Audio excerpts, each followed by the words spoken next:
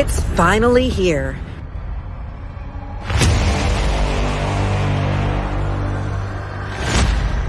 New voices, new faces.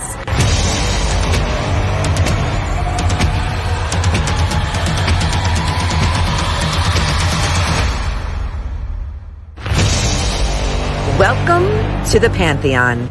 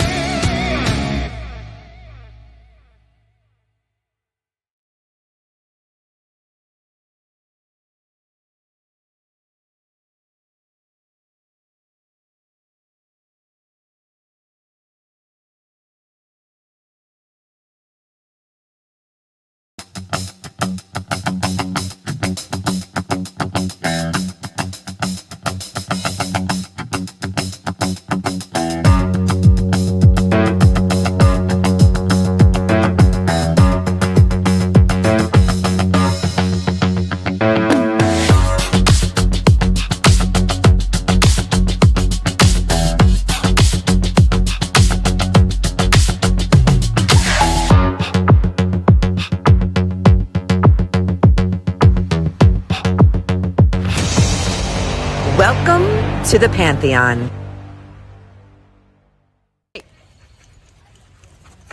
Oh, that was... Oh, nice.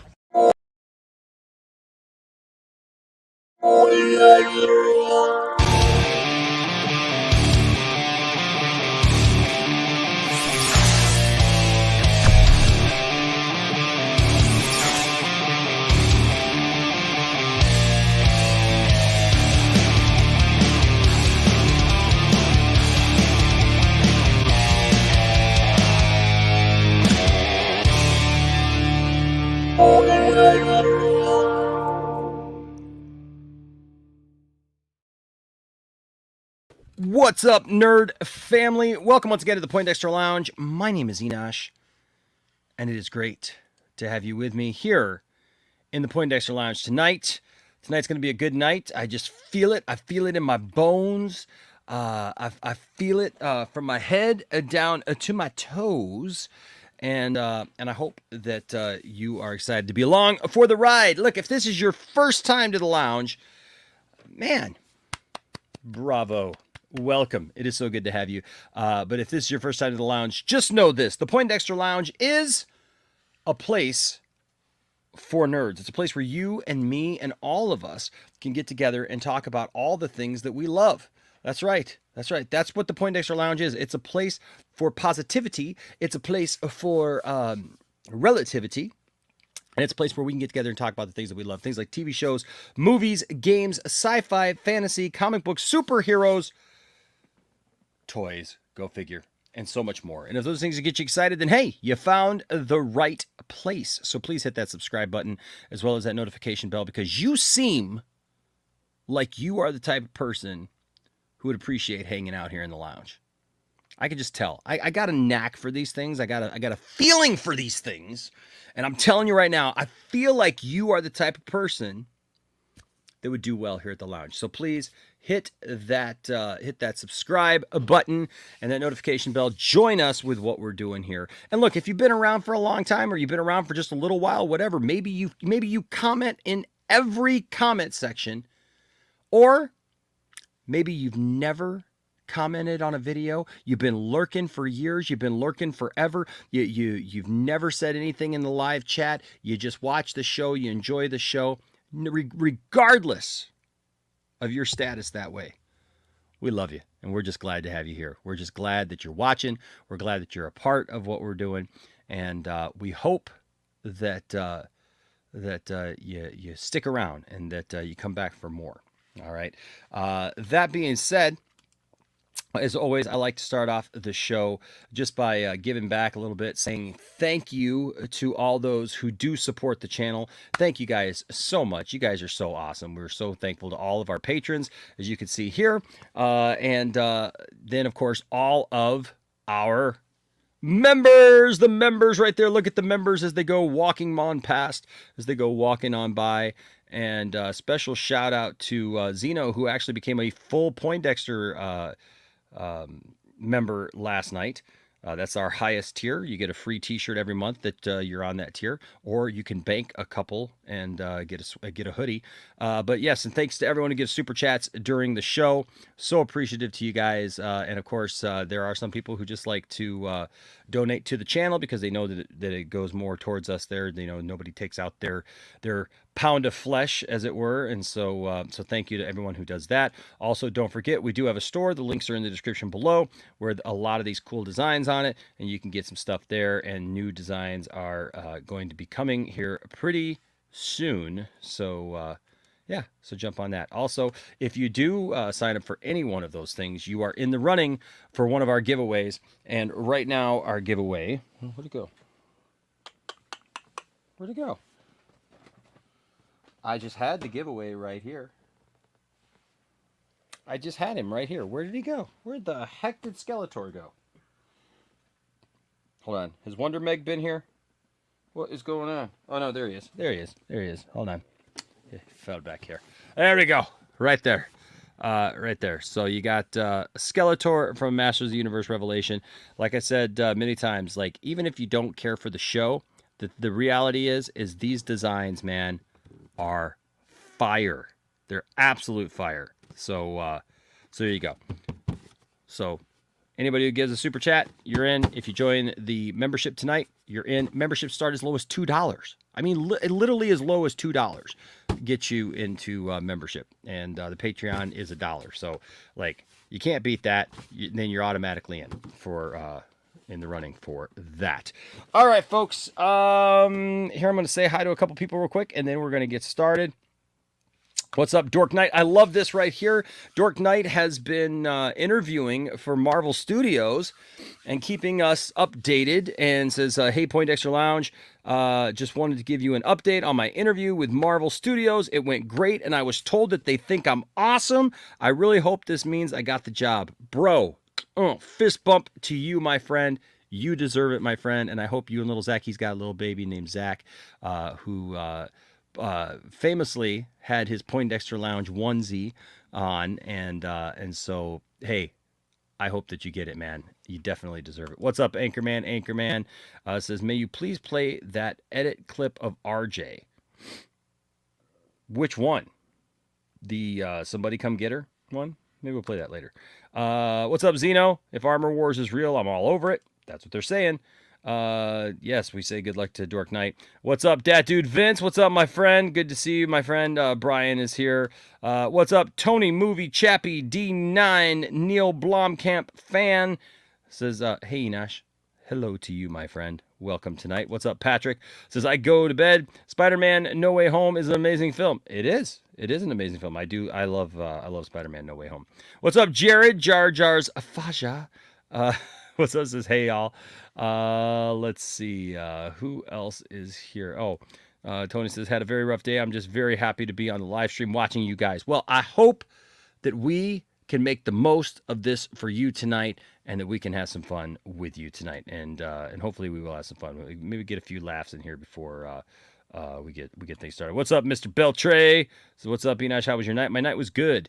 I got a lot of stuff done today that I needed to get done. I was all over the place today, running some errands and stuff like that, and so that was really great. And then earlier this evening, just before the show, Tiffany and I started that Tommy Lee and Pamela Anderson movie, or it's actually not a movie, it's a miniseries on Hulu. So we started that because we hadn't seen that yet. It kind of tells a story. It's got Seth Rogen in it. Tells a story about how their private tape got leaked and everything. So, anyways. So we'll see how that goes. We finished one episode of it. Says Jason E says, hey yo to you, sir. No, none of that music was actually played by me. No. I could play that. I could play the intro though. Yeah, the intro would be cool to actually play live one day. What's up, H Bart? Says, hey, Wokey Nosh. Just kidding. No, I love you, bro. What's up, Widow? What's up, Ashley? Good to see you. What's up, Geek Studios? Hey, man, I've been seeing you lately, man. Yeah, dude, it's good to see you back in our chats, man. It's always good to see you back in there, man. It's been a while, bro. And so it's good to see you for sure. What's up, Lena Deli? There's my guy. That guy could play the intro for sure, man. That guy is, this guy is a great guitar player, man. Check him out.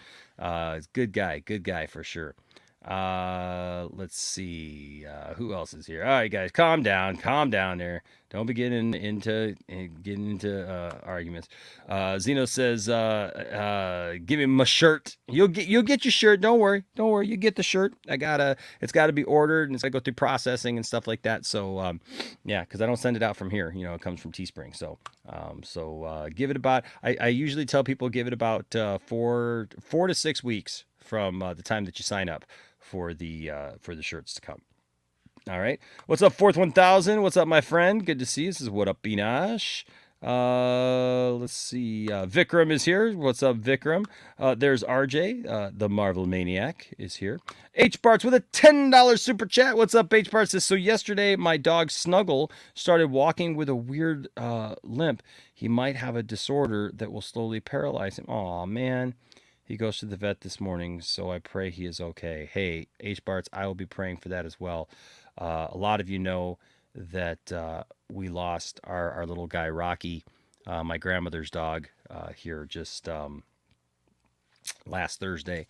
And, that's no fun. And like we love our little pets and everything. And when they're suffering, it sucks because it's like having an infant where they can't communicate to you, what they're going through and stuff. And so, man, I hope that your little doggy Snuggle is okay, and we'll be thinking about Snuggle for sure and praying for Snuggle.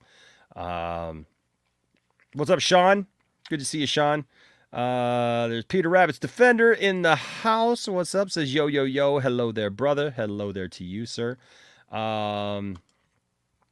Did I see the Ghost Rider extended cut? No, I have not. That's good to know, Geek says. I've been on a break, but I'm back now. Good, man. I'm glad you're back. What's up, Rational Skeptic? Says, Enosh, is the Justice League allowed in your church? Absolutely, man. It's all allowed, bro. It's all allowed. Heck yeah. All right. So we're going to go ahead and get started. We're going to bring everybody in. First of all, ladies and gentlemen, the ever controversial and you know, kind of crazy guy about town. He's living in Reno. I mean, so a lot of crazy stuff goes on in Reno. I know that Vegas is like known for some bad stuff. What happens in Vegas stays in Vegas. But that's the thing is like people leave Vegas and go to Reno because that's where the stuff really goes down, and that's where the stuff is legal. Right. Brian? This is true. This is very true. But tonight I'm just some dude. How's everybody doing, man? I had a great day. A second job interview went fantastic. And it happened to be for a company that my dad worked for a really long time. So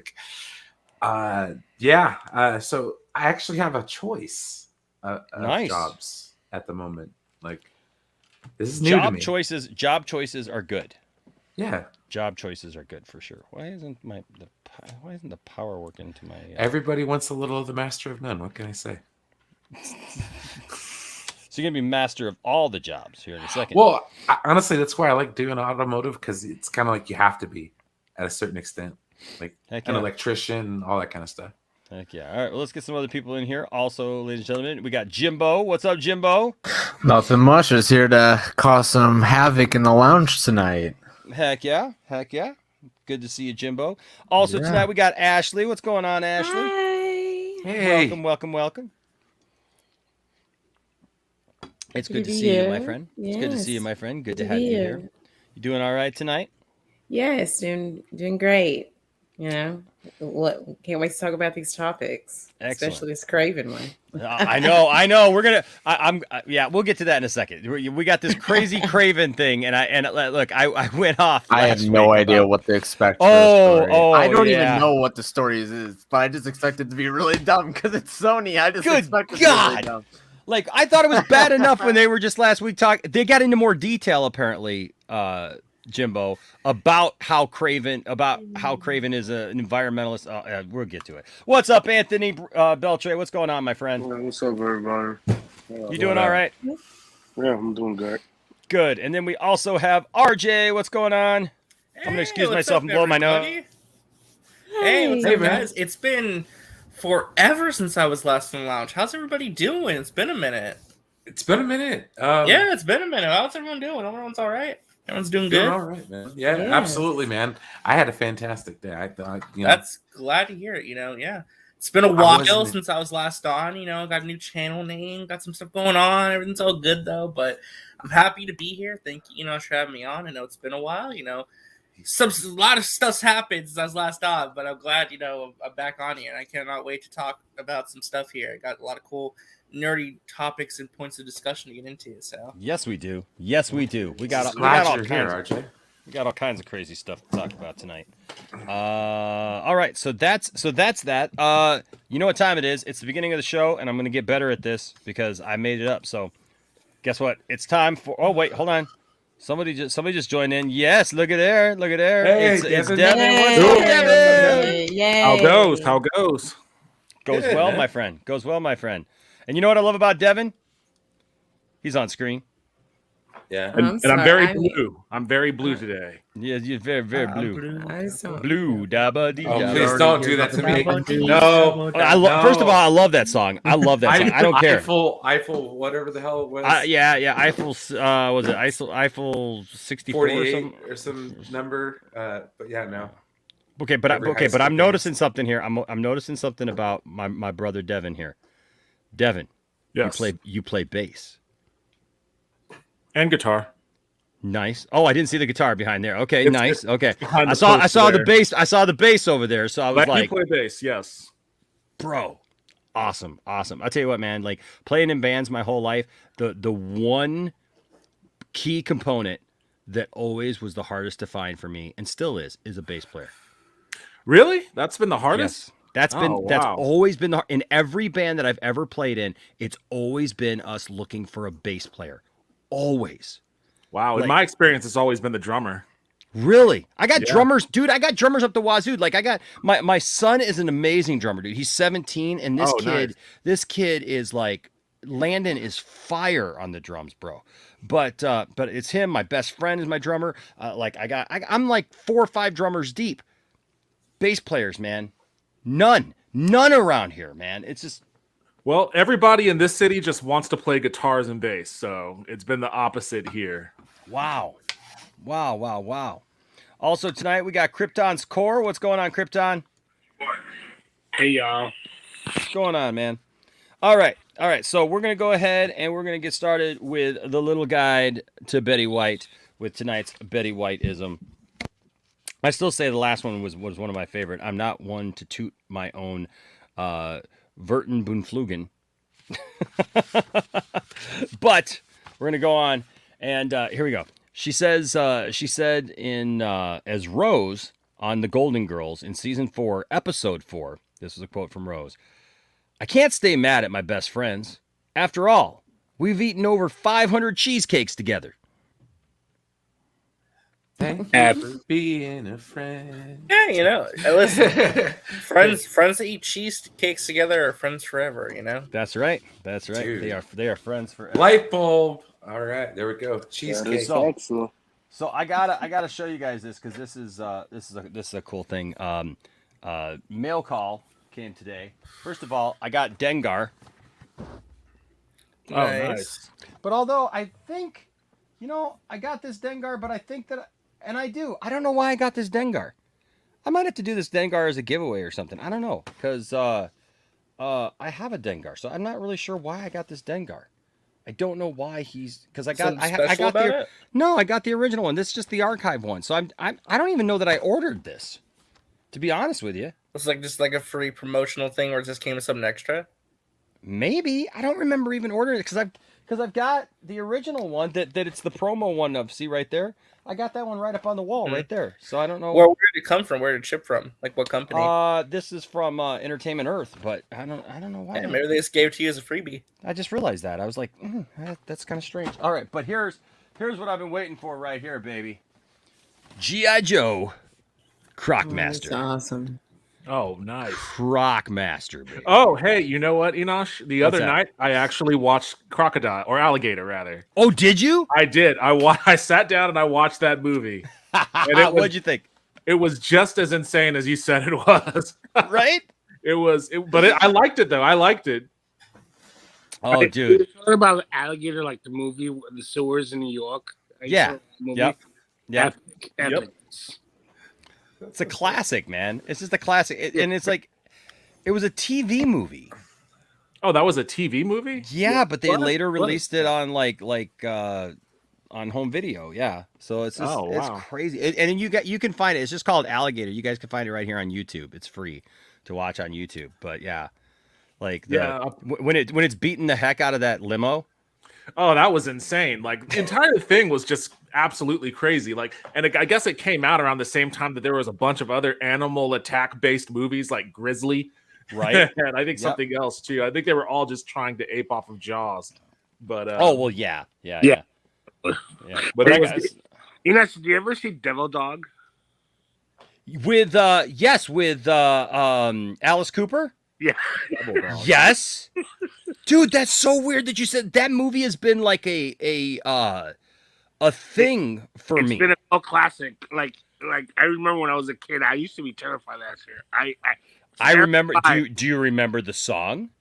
Because I've got an image out of control. Identity crisis. I don't have a face because mine's been erased. Identity crisis. Yep. That was a great movie. Nice. It's a great song too. Great song. It's a stupid movie, but it 80s. So this is so I'm actually pretty excited because this has been on pre-order for quite a while, and you can see the crocodiles because it's Crocmaster. Don't worry, Paramount is going to make a movie about that. But look at it comes with little crocodiles too. Don't botch it. Look at there. It's got a white crocodile and a couple little green baby crocodiles, and then there's Crocmaster himself. But I'm going to show you something because there's that. But Enosh, of course, always comes prepared.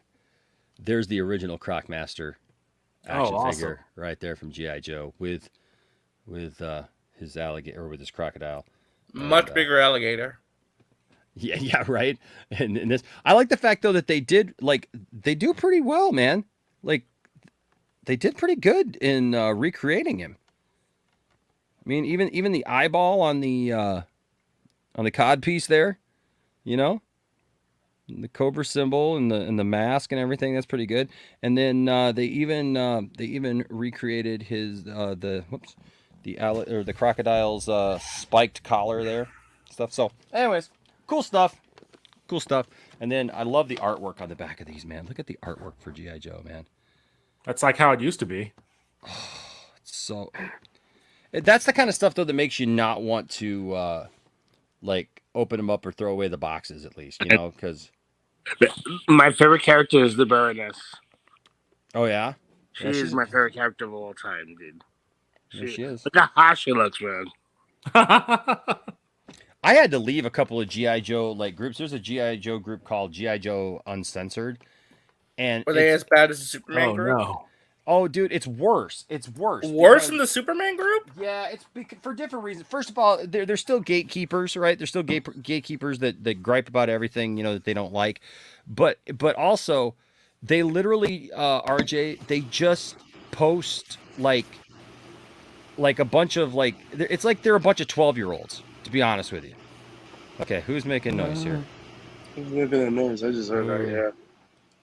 Who's making noise? I don't know what that was. What? It ain't me. I'm not that fortunate one. No. Oh, where's that sound? Okay. Anyways, but no, no, you know what it is? It's like a bunch of 12-year-olds. They literally post like all these memes and stuff like that. That's basically it's all the females from G.I. Joe, but like, in sexy pictures and stuff like that. Oh, they're talking. And you know, and it's so. Sometimes they post cosplayers, you know, and stuff like that. But then every once in a while, like these guys, like, and listen, it's not like it's like a once in a while thing. Like they'll start posting like porn stars and stuff, talking about how they'd like this porn star to play the Baroness or Lady Jane. It's like, come on, guys. It's kind of like, okay, it's just a little cringy. Yeah, it's just, yeah. And then if anybody says anything, like everybody gangs up on them and like treats them like crap and like is just like, oh, well, it's called G.I. Joe Unfiltered for a reason. It's like, I'm sorry, I thought we were here to talk about like the toys or the comic book or the you know, the toy or the cartoon, not like who we, you know, like how bangable the Baroness is. Like it's a freaking cartoon, man. Like, I get it. She's attractive. I get it. She's attractive, but I'm sorry. I opened this can of worms. No. I had to leave that group though because of it, just because it was just stupid. But then the thing is, if somebody says, "Hey guys, you know, not to be rude, but I'm going to leave the group," everybody will just be like, "It's not an airport. You don't have to announce your departure." It's like that is so douchey. Oh my gosh, every week with that, and I was just like, I can't do this anymore. But you know, we can announce arrivals. And speaking of arrivals. This guy just arrived. What up, Justin? How's it going, guys? This guy's the part of Bob Ross Unfiltered. Right there. all the time. Bob Ross still face down in his own crotch back there. Yes, so. He's painting himself, as I always say. If that's what you call it, man. I yeah. he likes to do what he likes to do, you know. I guess so. Yeah. I guess so. Did you guys see last night my George Lucas action figure that I got? Oh wow! Oh, that's rad. Look at that. Yeah, check this out. It's George Lucas as a stormtrooper. You know what I want? I like this one. That's awesome. I want to see like a retro George. Like a retro. What, are you Scooby Doo? A retro George? I said retro George. I know. It's just funny. So yeah, like one. Curl. Yeah, like what he looked like in the 70s. That'd be kind of cool too. Yeah, with afro, right? Oh, that'd be cool. Yeah, that would be cool. Yeah, it would make them more money too. True that. Yeah. I don't know. And then like the kids could have the two fighting each other. That'd be funny. True. All right. So you know what? Let's go ahead and jump into the hot seat here about dear Lord with this story. Which one is it? Because like I'm out of the I'll make loop on a a lot of prediction. this. If it's the Kraven the Hunter one, I predict that. Okay, so what was it? It was already announced that he doesn't like to kill animals. He's a protector of animals. Oh, he's a protector of the natural world. Yeah. Kraven the Hunter's a protector of animals. Okay. Okay. No. Jesus. That's why he wears fur. Don't you know? That's. Well, let me ask you this though, Enosh, really quick. We're gonna find out though. We're gonna find out why. Why does this guy look like he's a rapper? He's about to drop some It's Kraven the Rapper. It's like Chance the Rapper. It's He's like Chance the Rapper, but it's Kraven the Rapper. What up? Dude, is that the official photo? Welcome to my it's like he's a fan. It's a fan edit. Oh, is it? Yeah. Oh, okay. Yeah, it's not. I was gonna say the guy, like the way it's looking, he looks douchier than DJ Khaled. Like seriously. Well, I'm not sure. That's another one. Well, I have to ask though, really quick though. Are you guys looking more forward to this movie or Madam Web or El Muerto? Which one? El Muerto. I'd rather watch Madam Web 100% than this bullshit. I'm sorry. I think I'm so sorry. It's hard. I would rather watch Kraven just because I don't like the casting choice. Like, I was very upset because it's like I want an older Kraven, but Aaron Taylor Johnson is an actor, not a bad choice. Just a strange fit for the character. And if you looked, like, you remember the leaked photos of like him running? Yeah. Well, my friend Dot like put him side to side. What was the Tarzan movie? And he really just looks like that guy. Like it's just like this is like knockoff like Fabio looking characters. Like he don't even look like Kraven at all. And it's like, why are you this young, beautiful man? Like you should be like old and rugged a bit. And I guess we're gonna get there, but. I mean, he's a hunter, not a doesn't make folk sense model for me when it comes. Yes, it's crazy. His most iconic story, and then again, Kraven is now an anti-hero. He's not a villain. Oh dear God! And there's no Spider-Man. It's just like, why do you keep taking let me ask you though, these characters and doing this? Out of those 3 movies coming out, like which one do you care about the most? I guess. I mean, they're all kind of weird. No, this is my day. This is me. So none of them. You don't care about any movie they're coming out with. I honestly don't care about any. I don't care about any of them, but out of all of them, I'd probably be the most interested in El Muerte. Yeah, that's what I'm saying. Like, which one would you actually want to see? El Muerto, Kraven, or Madam Web? El Muerto. Really? El Muerto, Devin? Really? Yeah. That's the one I think is going to be the worst one. I think that has probably the most likelihood of being it's not even a famous character though. He's only that's the thing. Like the character issues, 2 singular comic book issues. So he's a completely blank slate. It could be literally anything. Exactly. RJ, when they're turning Kraven the Hunter into Kraven the villain, the vegan, they're turning Kraven the Hunter into Kraven the vegan. That's what they're doing. I guess that's one way to look at it. Yeah. Wait, are you serious? No, I'm good. It's a joke. Not a hunter. Madam Web or I don't get it. How can you make Kraven the Hunter an anti-villain and then make him a protector of animals? Like, bro, he's a vegetarian. Real quick though, does this give you more appreciation for what DC's do when you look at what Sony's doing? No. No, it's not a huge bar. I'm just saying. No. You know what this kind of stuff starts to do to me? Sony. No, you know what this stuff starts to do to me? It literally starts to like, it almost pushes me to where like Brian is, where it's just like, dude, if you're just gonna give us a bunch of crap, just don't even bother. Like if this is where the genre is going, right? Where we're just gonna absolutely ignore like who the characters are, completely just for that, then no, man, I'm not excited about that at all. You know, I mean, there's nothing about that. Be the one company. I think that's probably why I like El Muerto. It's gonna kill comic book movies before any other company does. Just by them pushing out this crap, it's just gonna kill it. We had a freaking Joker. The Joker. It was a movie about a villain, and it was a freaking amazing movie. Why are we trying to turn these villains into vegetarians? Point blank. I mean, why?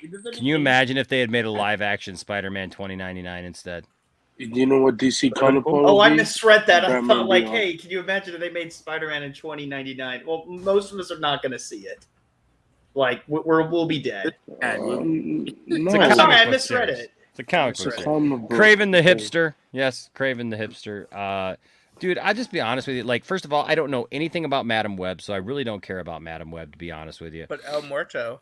I don't know anything about El Muerto either. I know less about El Muerto. Nobody knows about El Muerto. That's the thing. Nobody knows. So I guess if you got to pin me down for like which one, like if I gotta choose one, I guess I'll choose Kraven. But you know, it makes me feel like this. Yeah. So I just found something out.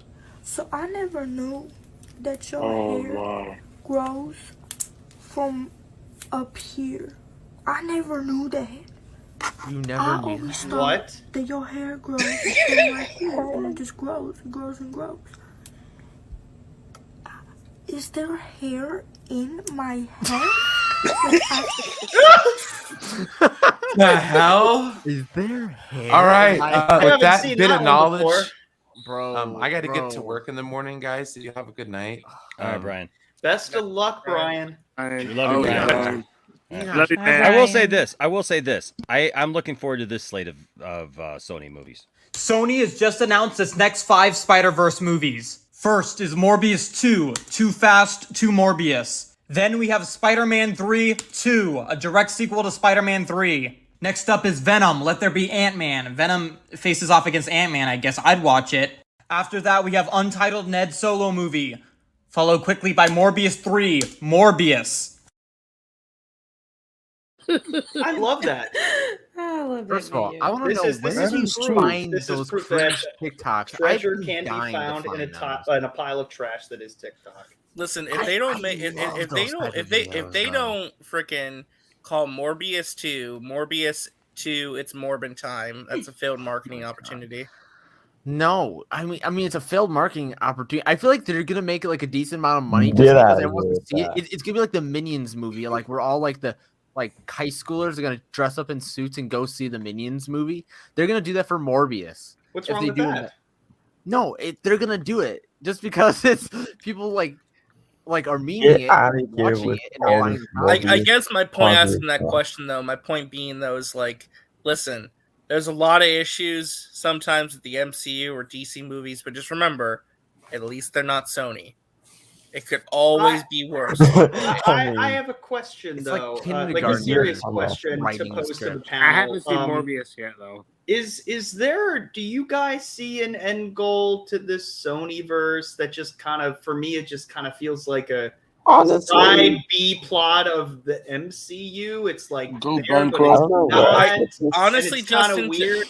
To answer your question seriously, my interpretation of what Sony's plan is literally just throw spaghetti at the wall and see what and make a lot of money. Just like they're kind of like they're trying to like be wishy-washy where it's like they're kind of MCU but they're not. They're vaguely connected. They're trying to ride off the MCU's success but not really.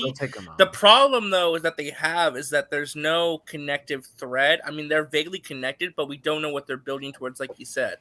Ideally, it should be building towards them fighting a Spider-Man, but they won't say who that Spider-Man is. Is it Tom Holland? Is it Andrew Garfield? Is it a brand new Spider-Man all over again? We have no freaking clue. So it's weird. Well, Caden, before Caden says anything, Caden just snuck in here, right? And so we got to make sure that we play Caden's new intro. Caden alone. He's a treasure. Caden's got a brand new intro that he told me that he wanted me to make sure that I played. Now every time he comes in, we've played the mayonnaise one, because that it's a jizz of mayonnaise, for him, that's what we've always played for him when he comes in. But he said that he wanted me to play his new intro, so here's Caden's new intro. I'm scared. A mayonnaise man likes mayonnaise on his bread. Can a mayonnaise man have mayonnaise on his bread, please? A mayonnaise man likes mayonnaise on his bread. Can a mayonnaise man have mayonnaise on his bread, please? No. Bro, we need Sony's to remix that. Please. Remix that. That is gold. Someone, Columbia A Records. mayonnaise man Stop likes it, mayonnaise stop on it. his bread. Sign Can this a man right now. mayonnaise Sign man him. have mayonnaise on his bread, please? A mayonnaise man likes mayonnaise on his bread. Can a mayonnaise Okay, man have Enosh, mayonnaise if you on his can bread, make a please? metal song out Kill of me. this, I will forgive you Kill for me right exposing now. that to me twice. Come on, play it again. Give us a third time. Hit us a third time. No, please you want it there? don't. No. A mayonnaise man. Has mayonnaise on his bread because a mayonnaise man have mayonnaise on his bread. Oh no, I'm talking A about add mayonnaise instruments man to likes it. mayonnaise on his bread. Can a mayonnaise man have mayonnaise on his bread, please? Please. He's very, you know what? You got to admit, like, the guy's like, you know. He was he's polite very about it. He respectful. said please at the end. That was beautiful. That was beautiful. Like Very oh polite. my gosh. I thought Very polite. That's true. like listen, I don't know if anyone saw like the last couple of episodes of The Boys and heard the song that was done by whatever member of the Seven. This tops it 100%. This is the best song of 2020. No. Scotty Oh my says I'm gosh. worried about you. Don't I'd be worried rather about me. listen to- That's What's up, Scotty? that's I'd rather listen to cadence. Soldier Boy's Blue and Gold song than Mayonnaise Man. No, F Mayonnaise Man. I don't know what the Okay, hell. but who are you gonna marry and I love who you, are you Caden, gonna but kill? why? You're gonna F mayonnaise man there. Okay, we get that, No, Caden. I'm Is that where the not. is that where the jizz of mayonnaise comes in? Jesus. Well, Oh my well, listen, and then Caden will marry ketchup, and then No, kill no. mustard. So Nope. Caden's cheating on me, confirmed. All right. We What? see where your loyalties Oh lie, my Caden. God. Okay. All right. Those are not the words of me. Those are the words of Enoch and RJ. All I right. did not All say right. any of those things. And All I right. did You know the best and- thing is mayonnaise with ketchup. Hey, William's not here yet. We're not making fun of the elderly yet. Listen, the only condom I like. No, Only condom. Whoa, Yo, buddy. It's the pause, only yo. condom, guys. We have to use it sparingly. Oh, jeez. Just don't share it. That's that. You know, just Come on. I just used. We're gonna have to flip a coin multiple Are we times. So sharing? gets it. Put whoever draws the Wait, short straw multiple actually wins. Them pass through the upcoming machinery. For this sandwich, a jizz of mayonnaise is required, which is squirted onto the bread via an automated dispenser. Oh yeah. Oh yeah. all right. So, okay. I'm sorry, Caden. Go ahead and say what you're going to say, and then we're going to get into this I Kraven forgot story. what I was going to say. It After must all not this- been that important then. All right. Oh, wait, no, Please no. send me Now that remember. video ASAP. Okay, so basically, Can a mayonnaise man have mayonnaise on his bread? Yes. I'll DM you my email. What? What the hell was that? What the? Oh yeah. Well, bring it on. What was that? Like, what the hell was like, that? like- I Somebody's tapped out for a refrigerator second. was You attacking. got Enosh ignited. You got him excited, and he ignited his blade. How could you? What? Who got Who's, Enosh like, excited? thing Come was on, like- Caden, when he hears the mayonnaise song. No. Mayonnaise man. No. Mayonnaise man, put I your don't mayonnaise. know. I know. It's Put your stuck in my mayonnaise on head my now. bread. Put your I mayonnaise don't on my even know who bread, was mayonnaise saying. man. I don't even know who was saying, so. Okay, Caden. What were you gonna say, man? What were you gonna say? I was gonna say, at the end of Morbius, we all saw the whole thing with Vulture coming to that universe, whatever. That doesn't make sense. And then the thing that already like Anthony said that doesn't make any sense. And then Doctor Strange 2 happens, where we learn that if another person from another universe is not in their universe, it causes an incursion that will destroy the universe that they're in. So basically, Marvel just set them up to basically say, Sony universe is dead. Right? And That's them pulling the plug on ruining their IPs. Also, there's one thing that I'm very confused about when it comes to all that, because if there was any hope of connecting the two universes in any way, it's been ultimately destroyed because you have the same guy who played Quicksilver in Winter Soldier. So And you have Russell Crowe, who plays Zeus in Thor: Love and Thunder, and plays yeah. Kraven's father in So Kraven. how's that gonna pan out? Well, It's not. Endgame was the worst movie ever created. What was? Endgame. Oh, Jesus. Please, we do not go with this topic, bro. Huh? I couldn't hear you, Krypton. He said some blasphemy about Endgame being the worst. Oh, movie created. Endgame? Oh, you're. He said okay, Endgame that's was like- the worst movie ever created. I destroyed everything when it comes to concepts of time travel, multiverse, What? everything. Okay, all right, cool. What? Cool story, bro. Back to the Future destroyed time travel, guys. Also, dogs are awful. Dogs Dogs ruined- are awful. Hey, I just saw a pig fly. Hey, can you put up what H. Mark said about William? Hold on a second. What did H. say? What did H. By say the way, about William? Caden, I love your avatar. Me? Did you know that William Yes, survived yes. the asteroid that Oh, killed the I love dinosaurs? William survived the asteroid. Oh. Oh, that's good. No, like, did you guys not see my comment yesterday or the other day where I called William the Caveman and Enosh Merlin the Wizard? I guess not. Yeah, you got rough bone in the It's not shot. nice to make fun of the elderly. Come on now, let's be nice. Hey, Enosh, remember Captain We know Caveman? there's Hey, it's sound. Wonder Get Man. it in the Okay, hold on, Wonder hold on. You Man. guys, okay, don't. When everybody talks over each other, I can't even understand who's talking anymore. Me neither. Yeah, No, so just give each other a little like breather. Like if somebody's talking, let them finish their sentence, because otherwise we're just. That's the one problem because there's like that Hello, delay. man. There's that delay, right? So. What if we just all decided to talk at once? Yeah, You know, let's I all do still- that. I You know what? I still say that StreamYard needs to have like a Like a hand mobile raise app. option. yeah, like a hand raise kind of thing, so like we know who's Like Zoom. talking, like because it's just when you get 9 people in What do here, you you mean know, the talking stick? the talking stick. The talking. Are you talking about like Google Hangouts? So, Krypton Score, stop talking. Justin, stop talking. I have the talking stick now. What's up, Jesse? Jedi Code and I have the talking stick. You don't, so stop talking. well, I trump you, so. So now I can. Okay. Wow, this is a Yes, basically Oh, someone wow, did this just this became and tyrant. political. Enosh, tyrant. What's up, Anyways, Amparo? this Kraven thing. How Amparo's here. dare you dictate your own channel? I know, right? All right. I So like to hey, take those all right. notes, So man. here we go. So Craven. yeah. So Kraven, Yeah, Kraven the right? Hunter. Remember this? Kraven's Okay. a keeper. So possible spoilers. Possible. We don't know, but possible spoilers for Kraven the Hunter movie. Rumors. These are rumors. Hmm. We're gonna get to it. All right. Here we go. So and I'm gonna read this. So it I'm starts ready. up here at the top. You can zoom that? Yeah. Yes, Well, please. I've got the window. I can't zoom it up here. Well, maybe. Wait, yeah, Okay. Yeah. just listen to Enosh Yeah. read. Yeah, because well, you know what, it might not. It's Story it's- time. I can read. no, Okay, you know, it's kinda it's- You're just pressing the up arrow, just like it's slowly.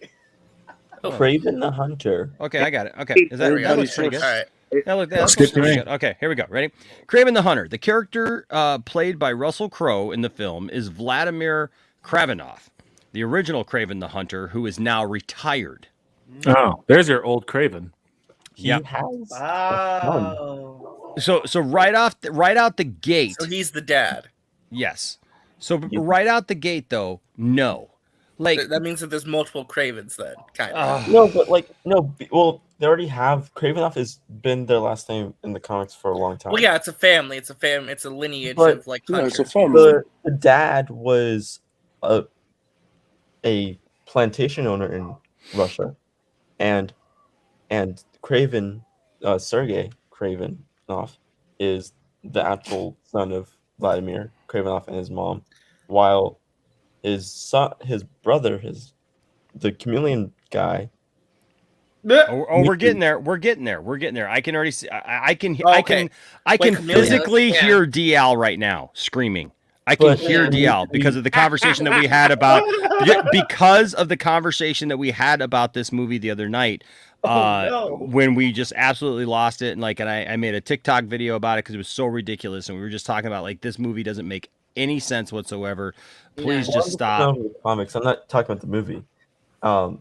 And Dmitry Kravinoff is Sergei's half brother because Vladimir had an affair with a maid This sounds like Maury Povich Game show. of Thrones. It sounds like Wolverine. Sounds like One Life to Live. With Wolverine Sabretooth.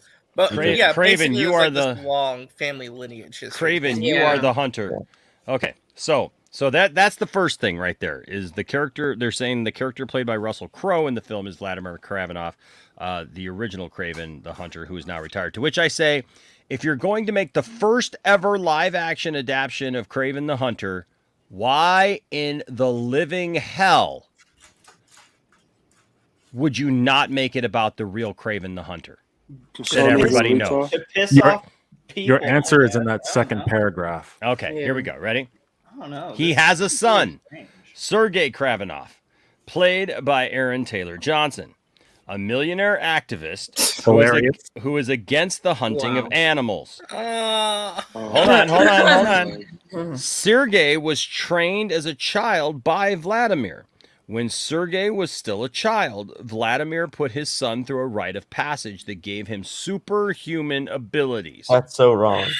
Oh my and they God. mentioned the That's horrible. And then it's got gets Calypso. Okay, but it says the asterisk here says my comment. This has all been adapted from the comics by reversing the characters. In Marvel Comics, Vladimir is the son of Sergei, or Vladimir is the son and Sergei is the father. So they changed the names basically. Yes. Yep, they changed the name, but that's fucking stupid. So well, isn't Calypso in this movie? Yeah. Yes. Yeah, Calypso is played by that actress who won the Oscar. Ariana DeBoy. Ariana DeBois, yeah. Yeah. So in their effort to, I guess, create a movie based on a villain that they want to sell to people as not being a villain, they decided that the best way that they could do this was by not focusing on the Kraven the Hunter, the villain, but instead giving him a son who is, I guess, a quote millionaire activist, which is a hilarious concept. Who's against poaching? Who is fighting his valiant battle against a criminal organization of poachers. Oh my It's God! not technically Kraven. He's not Kraven. Is this a whole movie about animal rights? I don't know. That's so Kraven. This sounds like the shittiest movie. It's gonna have that power, you know. This sounds awful. That's actually They power. have no clue what they're doing. This doesn't even sound like anything related to what the character actually is. It just sounds like they just want to. I don't even know what their goal is here. Like who decides like this is a good idea and like yes, let's take an established character and just make everything that people actually know about the character. I will tell you exactly. Amy Pascal, is that her? It is people who they follow a checklist of things that they want in a movie, and they don't really necessarily care about like the core story of the movie or what they're trying to like, or the story they're trying to tell. They just want to check all the boxes to make sure that when they have a finished product at the end, it has a character that people like and can relate to. So he can't be a villain; he has to be like some kind of an anti-hero, and he's got to be young. We want to get that young demographic. So and he has to be an activist of some sort because that's really hot with young kids right now. Kids are always in the streets yelling about shit. So we got to get an activist in there. Also, hunting love animals. You can't have them killing animals. People love animals. That's on TikTok. Like, they're just going down a checklist, and they're trying to fit this character to meet all of those criteria. No, you're right, Devin. Then here's the thing, though. Here's the thing. Does this not come across as self-sabotage, like on purpose? I at this point, I have to question whether or not Sony actually wants to be bought out. So that way, it's literally they can just stop making these movies. Thank you, Apple. Apple will buy Sony. But I don't think that they want to lose Spider-Man. They don't want to lose. Like this is basically a company so desperate right now, where it's like, our competition is making these solo Spider-Man movies for us, so we still got to make movies on our own with this license. Let's just. But remember, if they sell out, the moment that they sell out, they lose Spider-Man. So anybody buying them is not buying Spider-Man. They're not buying this franchise because the rule is that the moment that Sony sells to any other company, they lose the rights to Spider-Man and all of those. It all goes back to Disney. Yeah, it reverts back to Disney. I also don't really know I don't really know really well what Sony's non-Marvel movie lineup looks like. Like I don't know what their movies do outside of Spider-Man movies. So Spider-Man's their most lucrative franchise, but God forbid, God forbid that they make a macho movie like fucking Top Gun Maverick that's already made $1 billion. God forbid that didn't cater to anything. It was one of the best movies I've ever seen in like 20 years. Yeah, that movie's epic, but God forbid they have to make it woke. I don't get this shit. Dude, you're gonna lose me on that, man. Like, whatever. But okay. Wait, hold on a second. Go ahead, if you're talking about like this specific plot, how do you not see that? Maybe, but I just hate that term. I hate it's the not term. really, and it's like it's not even like it's an inaccurate definition of what the word woke is, though. That's exactly. Really Thank issue. you. Thank you. I'm a liberal Democrat, okay, but I hate pandering, and that's that's what it is. That's what it is. It's pandering. Stop saying woke. Okay. Let Ashley talk. I think that here the bigger issue here with this is that they're afraid they have all these characters, right? And they want to do something with them. And they're going this route of using these villains and turning them to anti-heroes that make absolutely no sense. When you can make a live action Spider-Gwen movie, you have so many characters at your disposal. Spider-Man 2099. Exactly. There are so many characters that you get, and it's like, are you trying to build to this weird, like, Sinister Six, and who is the Spider-Man in this universe? Because they did make the distinction that there's three separate. It's not Tom Holland, because Tom Holland is in the MCU. Then you have the Spider-Verse, and then you have the animation film. So these MCU adjacent films. Well, and Ashley, even if they make a Sinister Six movie out of these, they're all anti-heroes now, so they're all just misunderstood. They're all just misunderstood people waiting for Spider-Man to somehow rehabilitate them, because that's what Spider-Man does now. He doesn't defeat his villains. Now he gets them into therapy. That's so true. That is so true. Well, Spider-Man was never a character that was like gonna, put someone in the dirt. He was always like that. No, I'm just saying, but I mean, like that's the one thing, honestly, that kind of bugged me about No Way Home, and I love No Way Home. Don't get me wrong, but like the whole putting it on Spider-Man to somehow be like the Spider-Man's responsible for everybody to like rehabilitate them and make like all the villains anti-heroes. And like now we're just gonna because there are legitimate anti-heroes, but when you just make everybody an anti-hero, so Vulture's an anti-hero now. Morbius, who's actually an anti-hero, is now is obviously still an anti-hero. I didn't get the sense that Kraven going on in No Way Home. Kraven is an anti-hero, I don't agree with that statement at all, because neither of them really claim to be like protagonists. I don't think anybody is saying that. It's not really anti-hero. No, dude. They said flat out, like Aaron Taylor Thomas literally said he made two horrible distinctions that we read this last week. One was this. Oh, okay. One was he said, though, that Kraven was Spider-Man's #1 villain and antagonist, and then also, which he's not. I mean, Kraven is down the line. Let's be honest. He's #1 antagonist that isn't a wizard or no.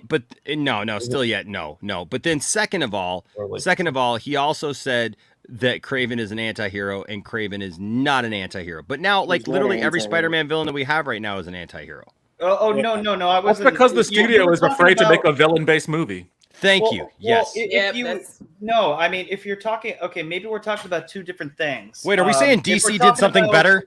Well, if we're talking about like Sony, like, okay, all right, whatever, I understand that. But if we're talking about No Way Home, which is what I was referring to, I don't think anybody is saying that Norman Bates is an anti-hero.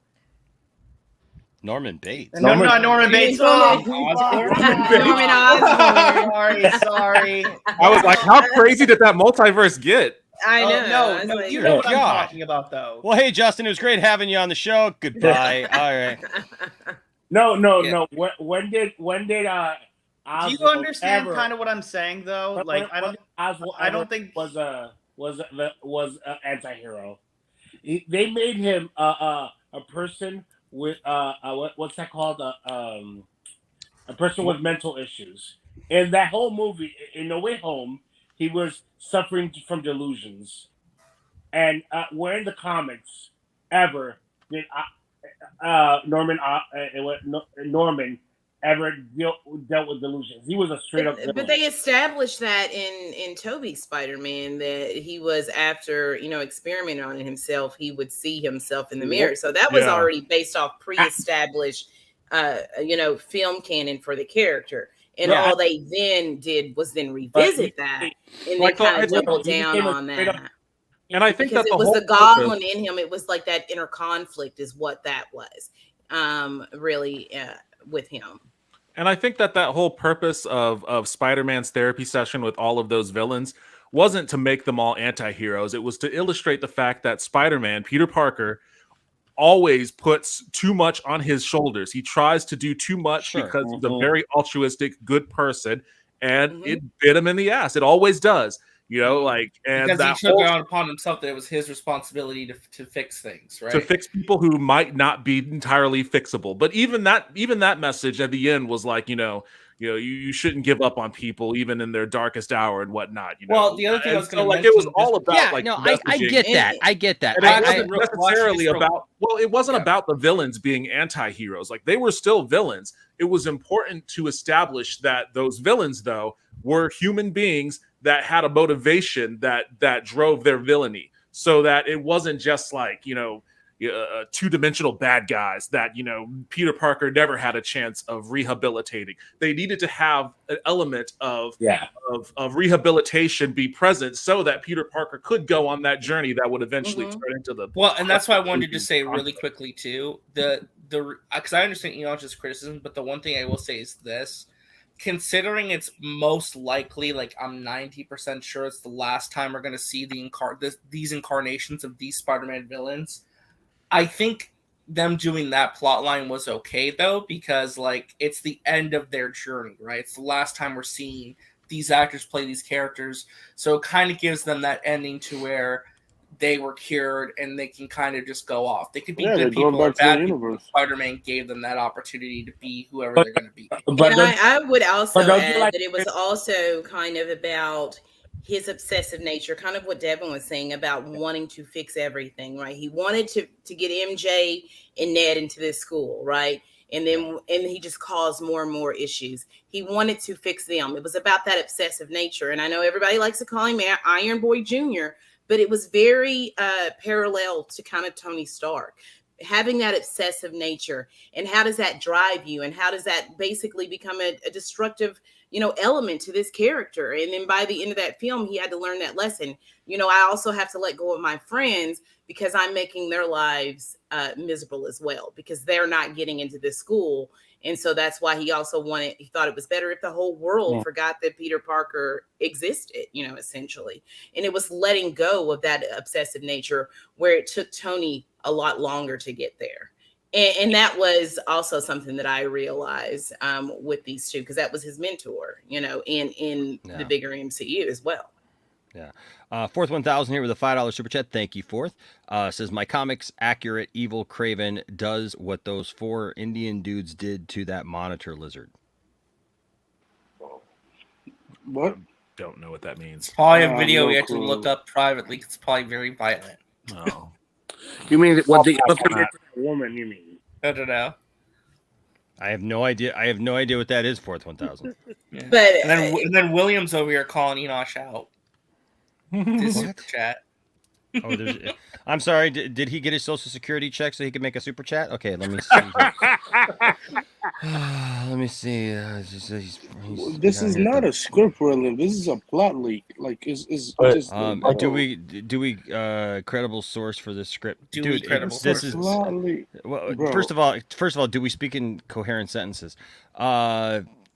Do we credible source for this script? I don't know what's going on. We got Indians beating up monitor lizards, and we got William. Can somebody check? Can somebody check that William didn't have a stroke? He fixed it. He meant, do we have sources for this script? He fixed it. We did this with the Flash. Dude, it literally. Okay, listen. You know what? I love William, but like, what William's thing is like he picks apart everything. Dude, it's just a story, bro. We're just talking about it, man.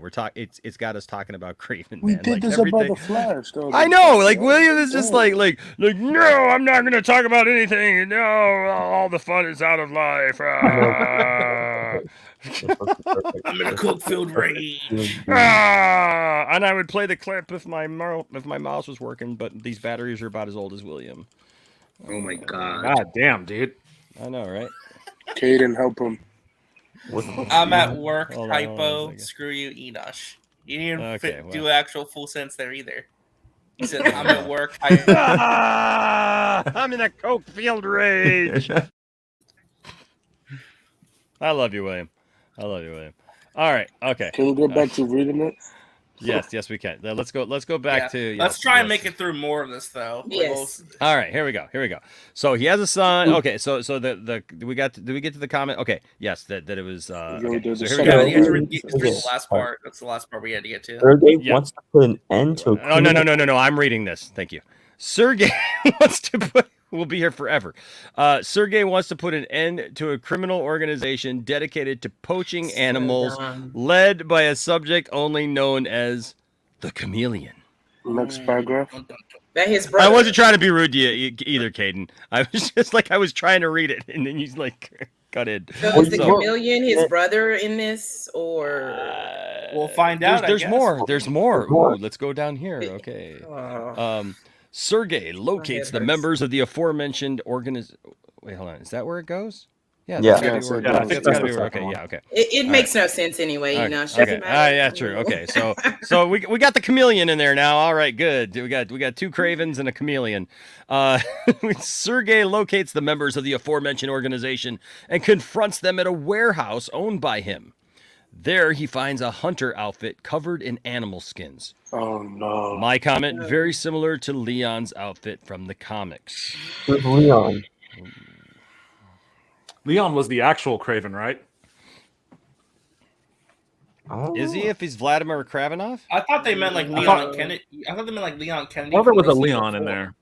Leon. Because like in Resident Evil 4, Leon there's like Marvel. that jacket. Leon. Anyways. Sons of Leon? Okay. You Anyway, mean Lion? Leo the Lion. Sergey puts on this suit, and for some reason Sergey puts on an animal skin suit but yet he hates killing animals and he's a defender of all animals. So he's like, hey, makes no sense. Yeah, that's like an animal activist for PETA going, hey, there's a mink coat. I might as well put that on. It's just my size. You know what? It's funny. One of the first times I went to LA, there was somebody who was there was a group of people who were protesting for animal rights, some vegans, and then they were wearing like leather shoes. I'm like, are you serious? Dear Lord. Like I know. There were real people like this. Okay, here we go. Sergey puts on this suit, and from now on, he will use it to honor the animals. OMG. What? Well, no, I can relate. I mean, like, I slay William every night with all the old jokes, and yet I wear him as a badge of honor because I love him, and I uphold him here on the stream. I go hunting for William. Okay. Okay, so yeah, I have so many questions.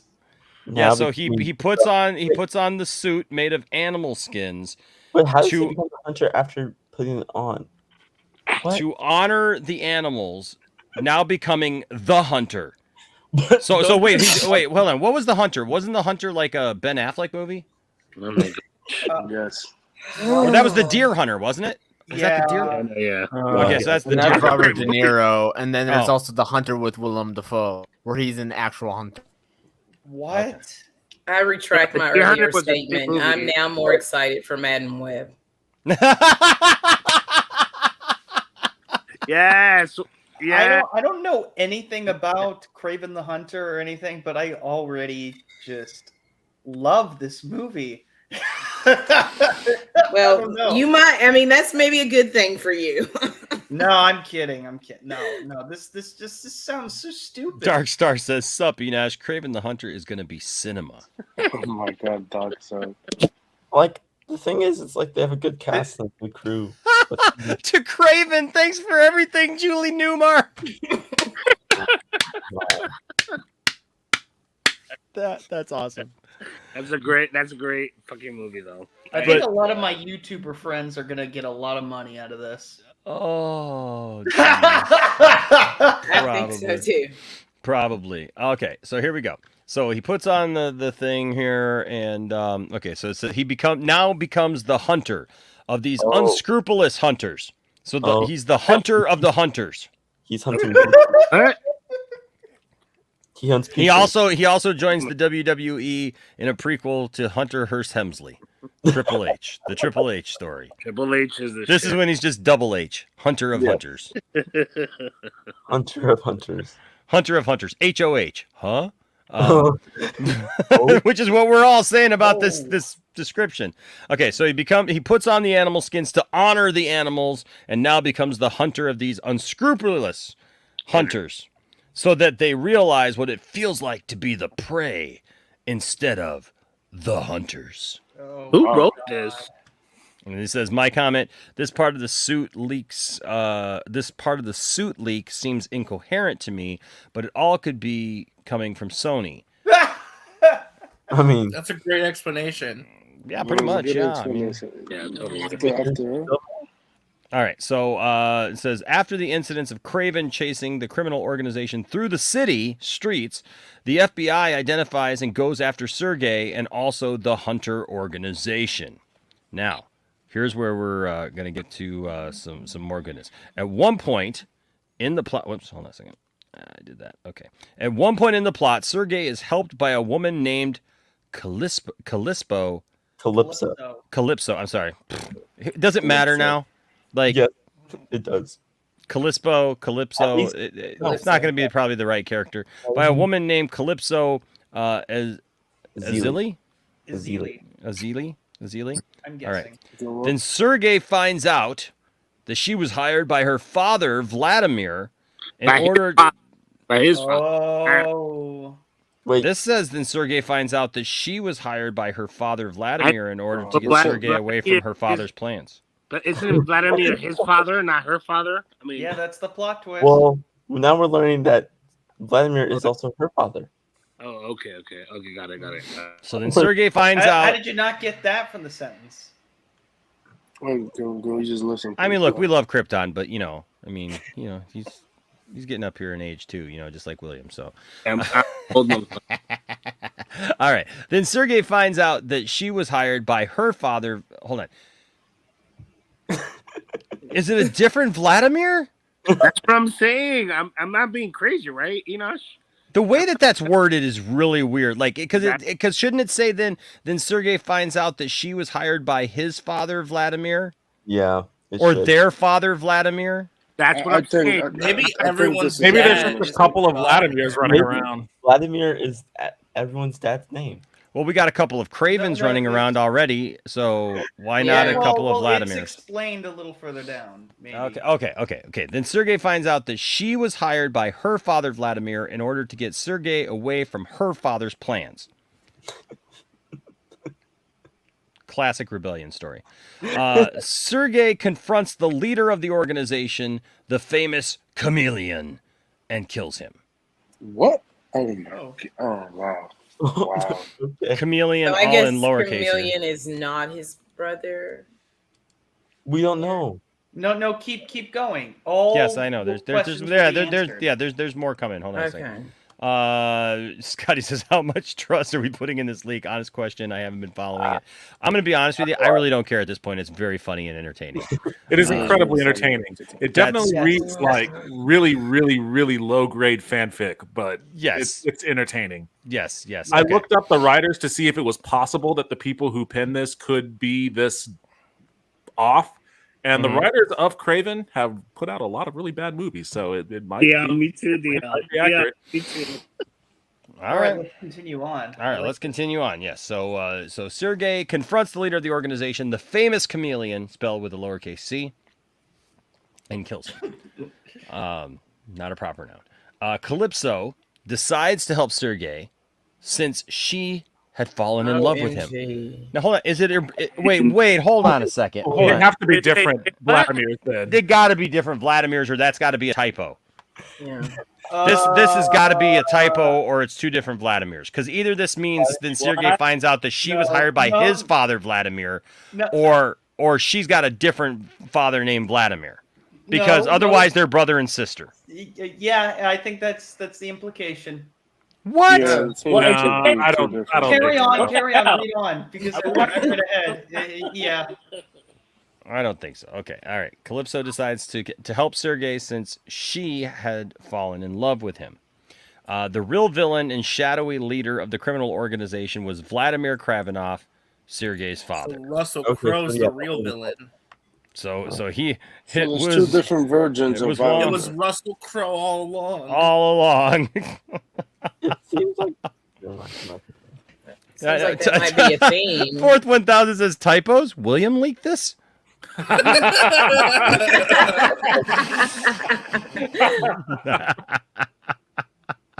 Oh man, it's the plot thing that just keeps giving.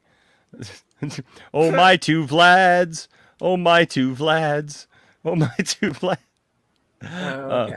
Oh. You're Kraven. What are you doing? All right. What you doing back there, bro? All right. Okay, here we go. So Vladimir Kravenov, Sergei's father, is the villain all along. Sergei confronts his father and ends up killing him, and so he's killing everybody except for the animals, apparently. And then his new love interest, his sister. wait, hold on. And then he discovers that the chameleon was his brother. There it is. Oh, that is. Too bad he's dead. So he's killed his brother and his dad. And Welcome to Discovery Plus. And he's dating his sister. What a messed up family. Who is Sounds like the Lannisters. Jerry.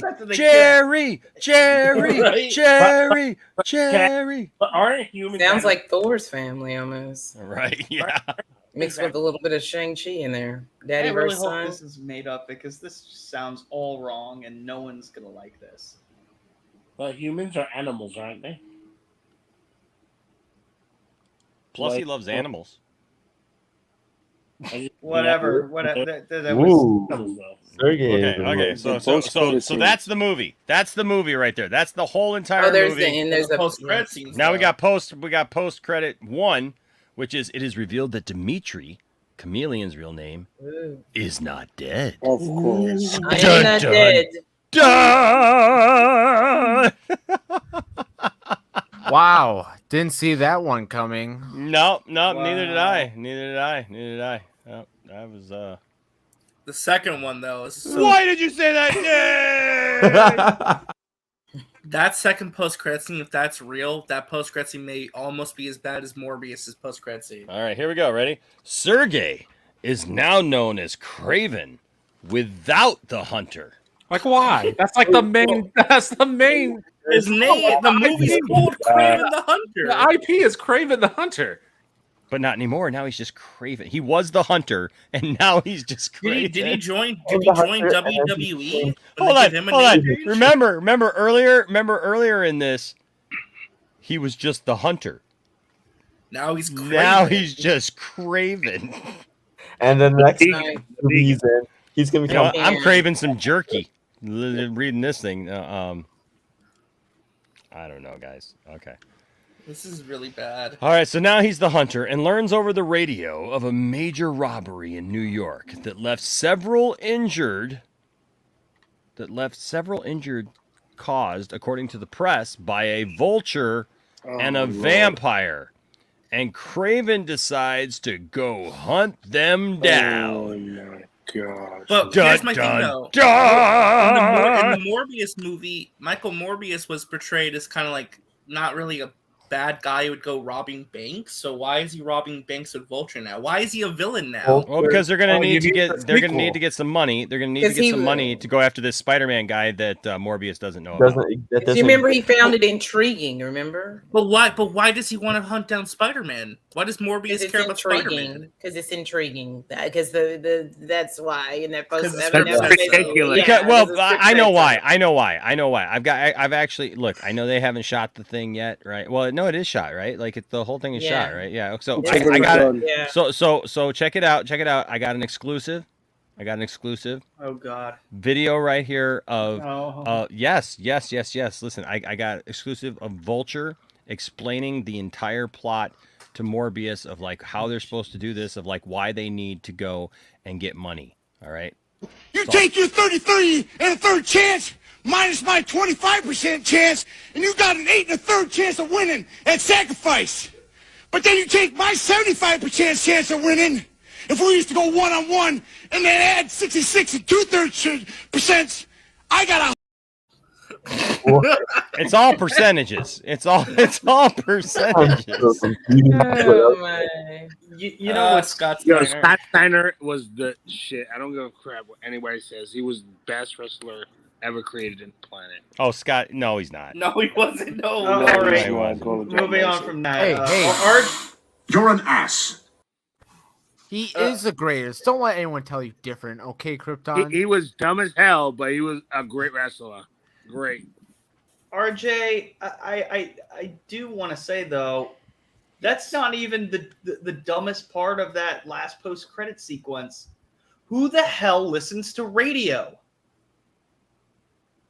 Police radio. No, how does he listen to the radio? Oh, like a police radio? Yeah, that's what I'm thinking. They actually meant. Yeah. Oh, that. Oh my God. I was thinking like he heard it on the radio. Yes, like, I lost some brain cells too. Listen to Scott right there. I lose It's brain a police radio, man. cells. Why didn't they say that?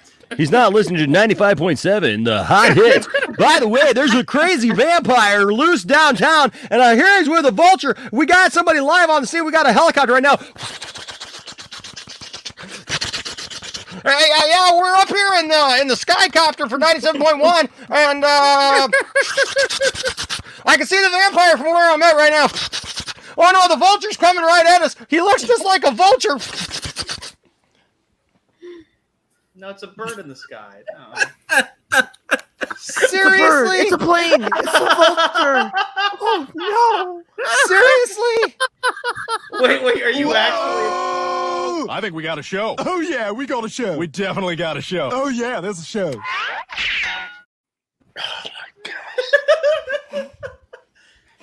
Come on, I couldn't have been the only one who thought that. No, you were. No, you were. You were alone. Oh, Listen, okay. you were alone. All right. Well, That's it's so bad. Like this movie, like oh god. I'm willing to. Yes, please, I think there's like a Let's 20% move the likelihood fuck that on. is actually accurate.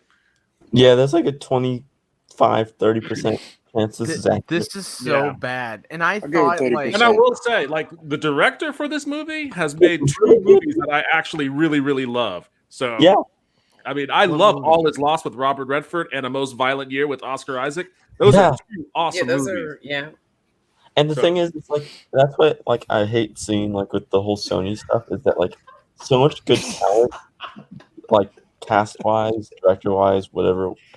I love Scotty. On these things. Scotty's like, I love you, Justin, but you were literally the only person who thought I that. don't even know what Justin said, but good for him. Yeah. No, I get your point though, Caden. You feel like the talent's being wasted. Yeah, no, like legit. Like I think Sony is also using the name of Marvel to like buy these actors and get these contracts signed. Like, look, Stupid! You're so stupid! look at Madam Web where they're casting Sydney. I know they Sweeney. just cast Emma Roberts. I'm like, what the hell? Emma, Emma, yeah, what you doing Emma over Roberts. there? I'm like, What's wait, wrong with that? What the heck? Like, I'm how- saying they're wasting talented actresses on probably like really bad scripts and movies. And like the thing is that this Madam Web script is written by the effing Morbius guy. Yeah, Madam Web Lord. writers the same as Morbius, so God help us all. And I'm like super like nervous about. What the fuck is that? Super salty? Yeah. Okay. He's super salty. The crazy thing is, Sony is beating Marvel to the punch of like these things with terrible movies. So honestly, like like Kevin Feige is obviously gonna make them better, but like you have Madam Web being like the first female Marvel team up movie, like of female heroes, and then you have El Muerto being the first Marvel. Well, like you said though, Kate, it doesn't matter who gets there first; it's about who gets it done right. Yeah. So, yeah. Sometimes Well, you know what? Here's the physical epitome of Sony's plans.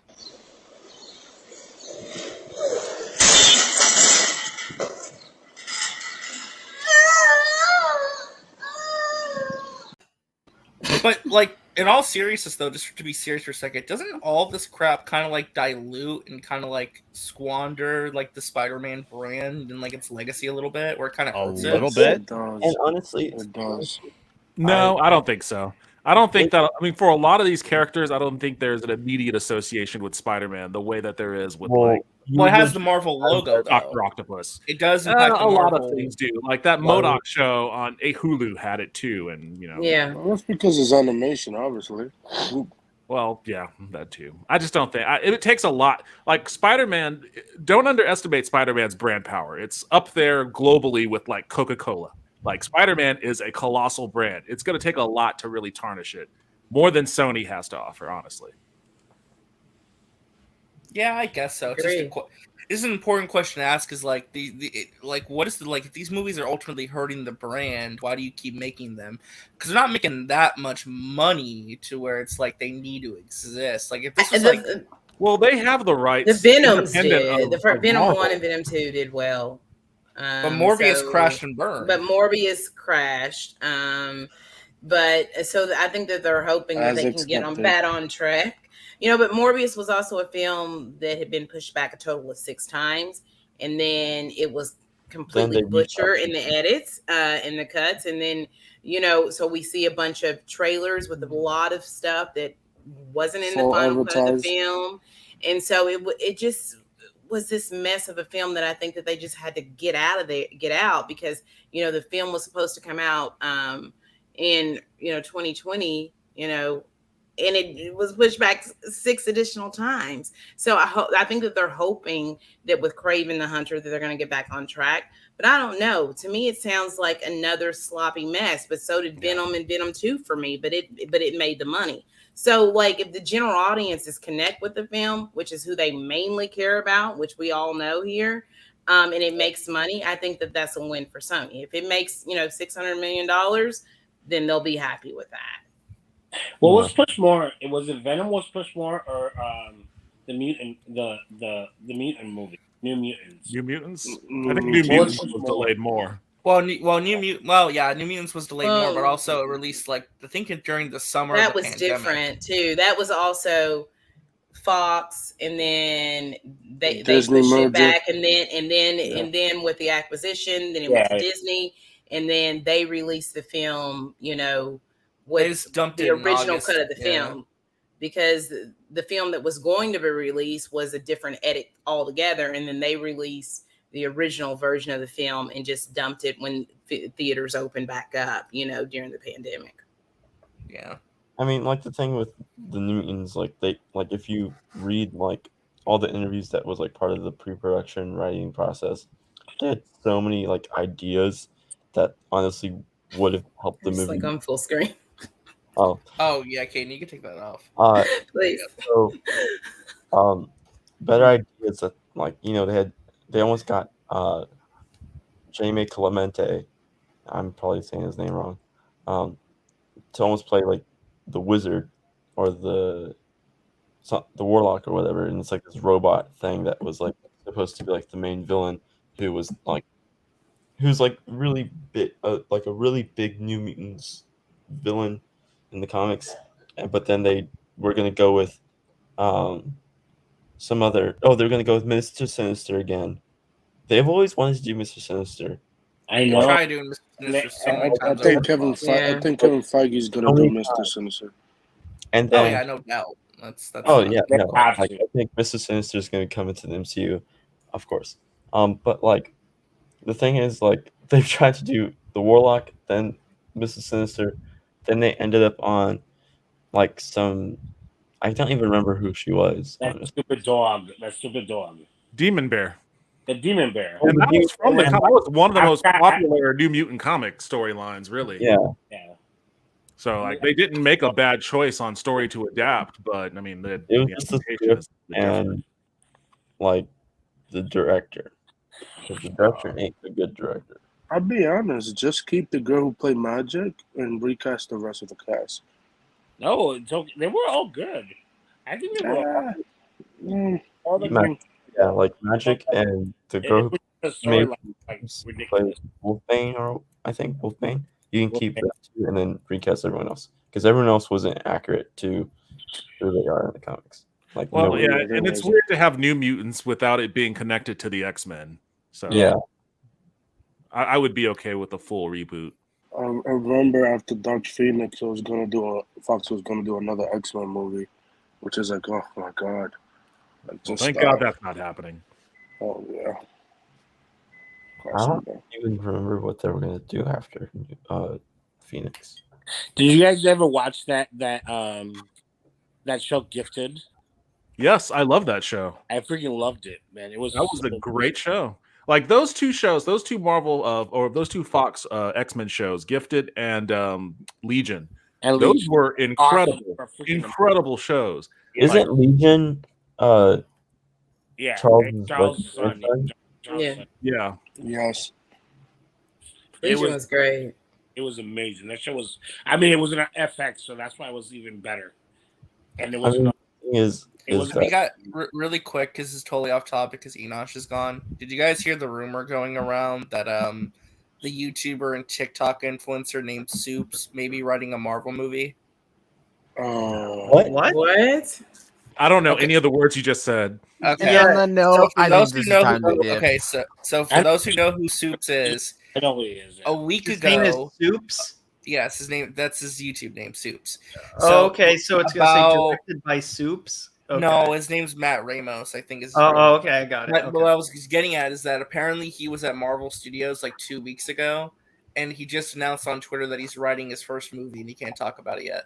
Oh, fucking fuck! Why? How do you know that he was there? I don't know, just the rumor going around. I don't think it's legit, but it's just funny to think about, like if he's actually writing a movie for Marvel. Why would it be funny if he's? We don't know these people. You know, he could be a great writer. You know, so like.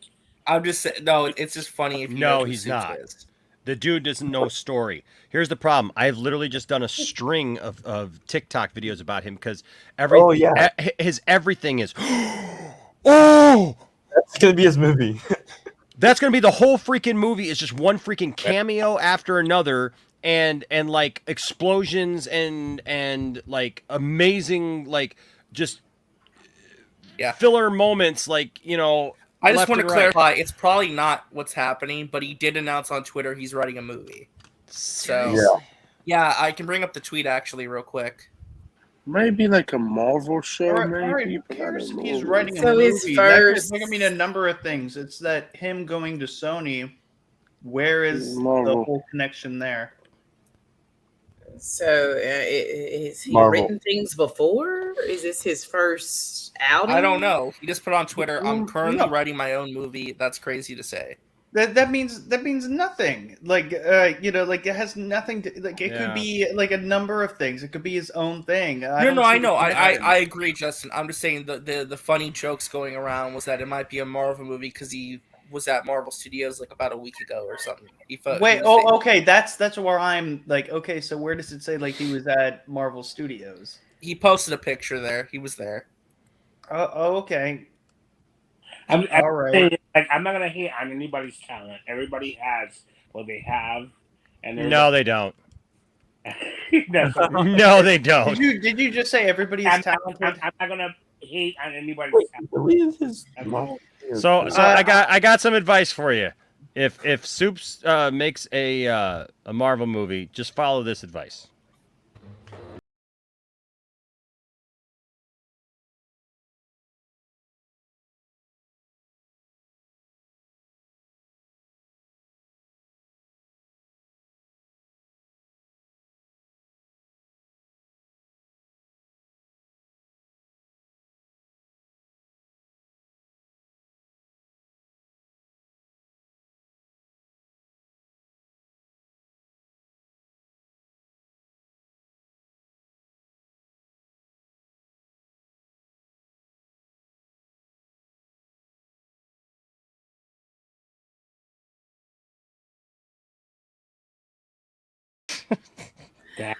That was I'm sorry. awesome. I like can't I said, imagine. it's probably not There's true. no way. There's no no way. way.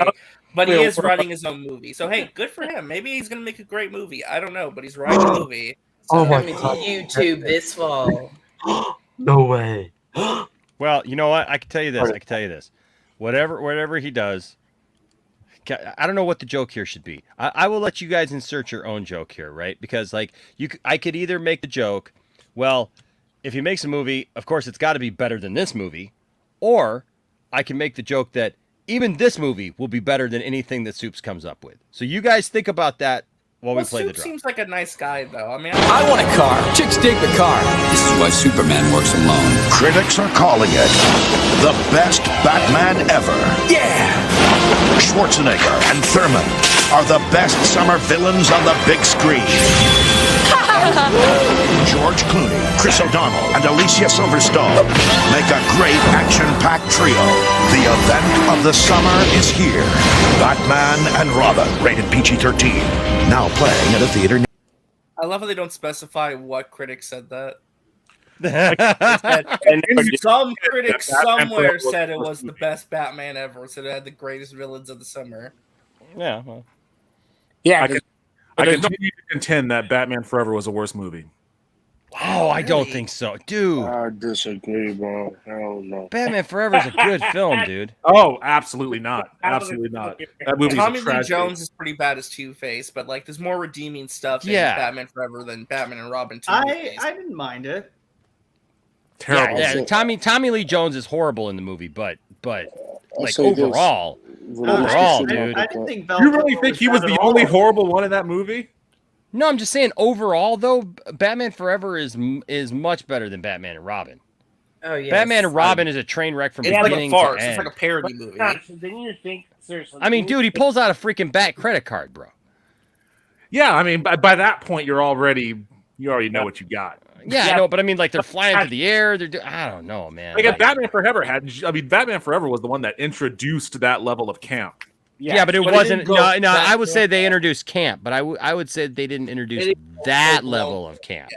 By the time it got to Batman and Robin, because if you watch like the behind the scenes stuff, even Schumacher talks about how like they introduced some of that in Batman Forever, but by the time they got to Batman and Robin, it was straight up. It was all about the toys. The toy companies were literally there while they were rewriting scripts and designing stuff around the toy makers. Maybe that's why I have the opinion that I do, because I get that it makes sense to me that Batman and Robin is the way that it is because it was designed from the ground up to sell toys. So it was always going to be like a Adam West Batman movie done by a maniac. But Batman Forever it was coming hot off of Batman Returns. And like sky was the limit in any direction, and instead we got that. Yeah, no, I agree, man. I was there, bro. What's his name? Because of the Riddler, even though I freaking loved him in the 90s and all that, but that Riddler was not the Riddler to me. He was straight up. He was the Joker. He was straight up the Joker to me. And I watched it in the movie theater when it came out. I don't know about the Joker. I mean, no, Two-Face in that movie was straight up the Joker. No, Two-Face was just ridiculous. Yeah, I agree. They tried to make Two-Face the Joker Part 2, is what they did. Yeah, but it didn't work. Okay, so release the Schumacher cut. So Kraven the Hunter, God only knows what that thing's going to end up being. If it's anything short of an abomination at this point, I don't know, man. Like I hope that it's okay, but if any of that is true to what we just saw, I don't know. But if you're watching this on the replay, let us know down in the comment section what you think of this report. Okay, I will say this though, just real quick. Yes. The one way that all of what we just read there, that Kraven could be redeemable and could actually be fun to watch, is if it was directed by the guy that did RRR. Oh yeah. That actually would be really cool. That actually, if you don't know, RRR is this great. It's a what region does this come from? India? I think it's India. Yeah, it's Bollywood. It's a Bollywood film. It's on Netflix. Is it Bollywood or Tollywood? I think it's Tollywood, technically. Is it Tollywood? Oh, trust me, you want to make sure that you get that right. Yeah. Back in the early days of this channel, we would do trailer reactions, and we had some people ask us to do some Indian films, and so we did. And like I said Bollywood, because that's all I've ever known. I had never heard of Tollywood at that point. And man, we got corrected. I mean, people were nice about it, but like, they were just like, yeah, you want to know to get it right because like, my mistake. It may be Bollywood. Two different, completely different. What's the difference? What is Tollywood? Different regions. It's different regions of India. People just think like India, and they just think that it's all just India, and it's not. Tollywood. I don't. Gosh, it's been no. It's still India. It's still India. No, but I can't remember. Gosh, what was it? Was it that Tollywood is more? Is it more like dramatic, and then Bollywood is more Telugu musical? cinema. That's what Tollywood is. What's that? It's Telugu cinema. The yeah, segment because is it the fact that Bollywood is like more musical, and Tollywood isn't musical? Yeah, Bollywood is all musical. They dance. And all musical. Thank you, Ed. Ed just told us here. Tollywood is the South in a different language. Thank you. At any rate, if you haven't watched it, RRR is on Netflix. You should at the end of the definitely day, at the end of the day, So watch Peter RRR. Rabbit's Defender. Here's the actual interesting thing about that. I have never gotten a copyright claim on any Indian film that we ever did. In fact, they were some of our biggest reaction videos there for a while, and we actually gained a lot of Indian viewers back in the day because of that, because they wanted us to do more Indian films because they thought it was really cool that we were reacting. Can we watch the RRR trailer? I don't know about that, Well, that's Netflix. Dicey with their trailer. We might be getting a lot more sidetracked because I think Enoch's just wanting to move on. Oh, sorry. It's all right. So I have a question for you. What do you think the number one streaming service is? HBO. HBO Max. HBO Max. Yeah, absolutely. We're talking in terms of numbers or like what the numbers? Well, like of like user base, like in terms of like what's more popular or what's more like users. Yeah, HBO. like from a user satisfaction. It's HBO Max. Oh, user satisfaction. It's probably either HBO Max or Disney Plus. It's HBO Max. Disney Plus is number 2. Is it? You're I wrong. couldn't guess. All wrong. I couldn't guess. Oh, no. Maybe Netflix No, still? I don't know. Was that the order? No, there it is.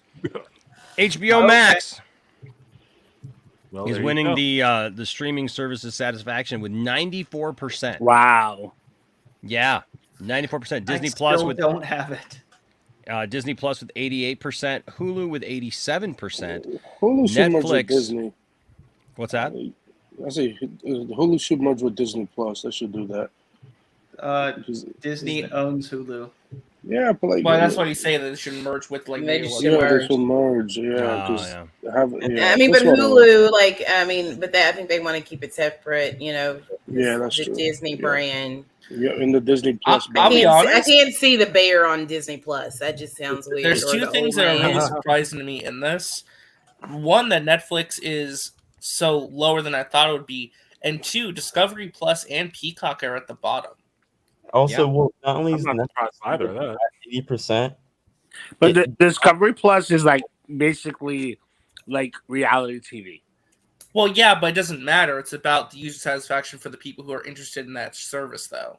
Like the people there are interested in the content. It's more so.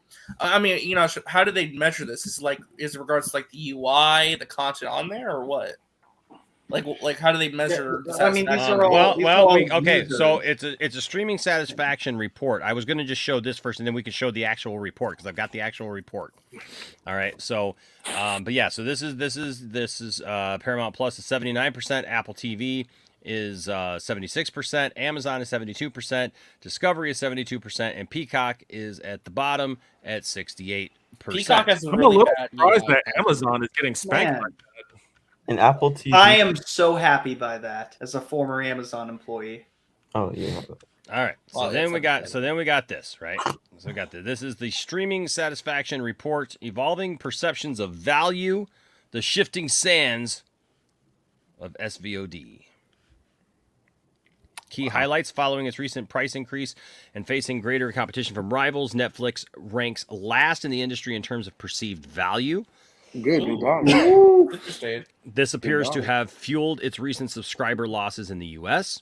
The contrast in perceived value between HBO Max and Netflix is stark, as HBO Max emerges with a clear lead over Netflix and most other SVODs across virtually all satisfaction and loyalty measures.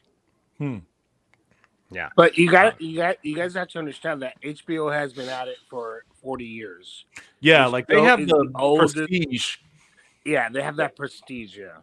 And does a lot of it has to do with the interface and also like that's the easier. functionality of the app Yeah. too, like what people do with a lot of it as well. And they do a good job of putting like all of their recent recent theatrical movie acquisitions right up front whenever they're available. So like, you know, even though I don't really watch HBO Max all that much, I still go there pretty regularly just to see what new releases from theaters is on there. So And HBO is the most easiest app out of the bunch. I go there mainly for the series. It is a good UI. Yeah, so with Netflix, there's not like a real way to see It's like like 10,000 hey all titles like or anything like that. Am I correct on that, or am I just using it wrong? You're correct. You're correct. In their library, you know, so It's just they bogged shut down and dudes, like, expensive. It's just all the time. it's exhausting. Netflix is exhausting. I don't watch Yeah. Netflix unless I'm going there for a specific thing. Like It's just like that scrolling problem where you scroll through so much of Netflix, like there's nothing to watch. That problem. And also, and like trying to just make the decision. And I'm not trying to hate about this, but that 45 day thing is great that HBO is doing.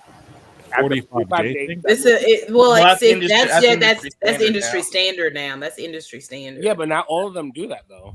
Disney did it with yes. They didn't do it with Spider-Man No Way Home. Yeah, that's because Sony doesn't have a those streaming service benchmark. though. Yes. I mean they do a lot of things with stars, but they also were trying to hit specific benchmarks. Yeah, but also when it became more and more successful. Yeah, but Spider-Man No Way Home comes out on July 15th in stars, so that's like 7 months away from when it was supposed to come out. You know? Yeah, so you have to yeah, but that's also a very different. That's I No Way Home is understand. different. But it's like that because I get the what is that the Dumbledore movie. The Secrets of Dumbledore. Fantastic. It was Beasts. awesome movie. I don't care what anyway. It was awesome, and it faltered because of the whole Johnny Depp situation. And Ezra Miller. Great movie. It was such a good movie.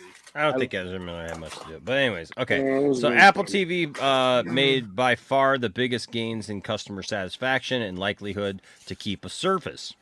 That's good, Fueled by audience enthusiasm for its slate of original series. Yeah, that's interesting. Great original content, like really good original content. I mean, there's 15 slides here. Let's see here. What a difference a year makes. When we released a similar analysis in 2021, Netflix was among the leading SVODs in customer satisfaction and was the runaway leader as the indispensable streaming service. The platform was at the top of its game, enjoying a lead it built in an environment of minimal competition. But after a period of remarkable growth that was accelerated by the COVID-19 pandemic, the SVOD market has matured. Customers started comparing Netflix content with that of its new competitors, took into account its recently increased price, and the perception of the service took a hit.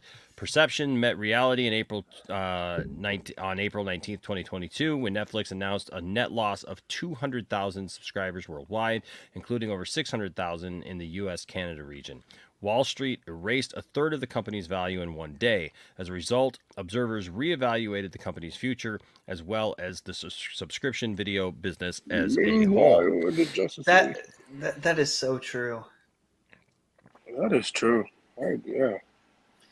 I mean, I really do think that Disney Plus was kind of a game changer in terms of that. No, it was. It had a big impact when it first launched.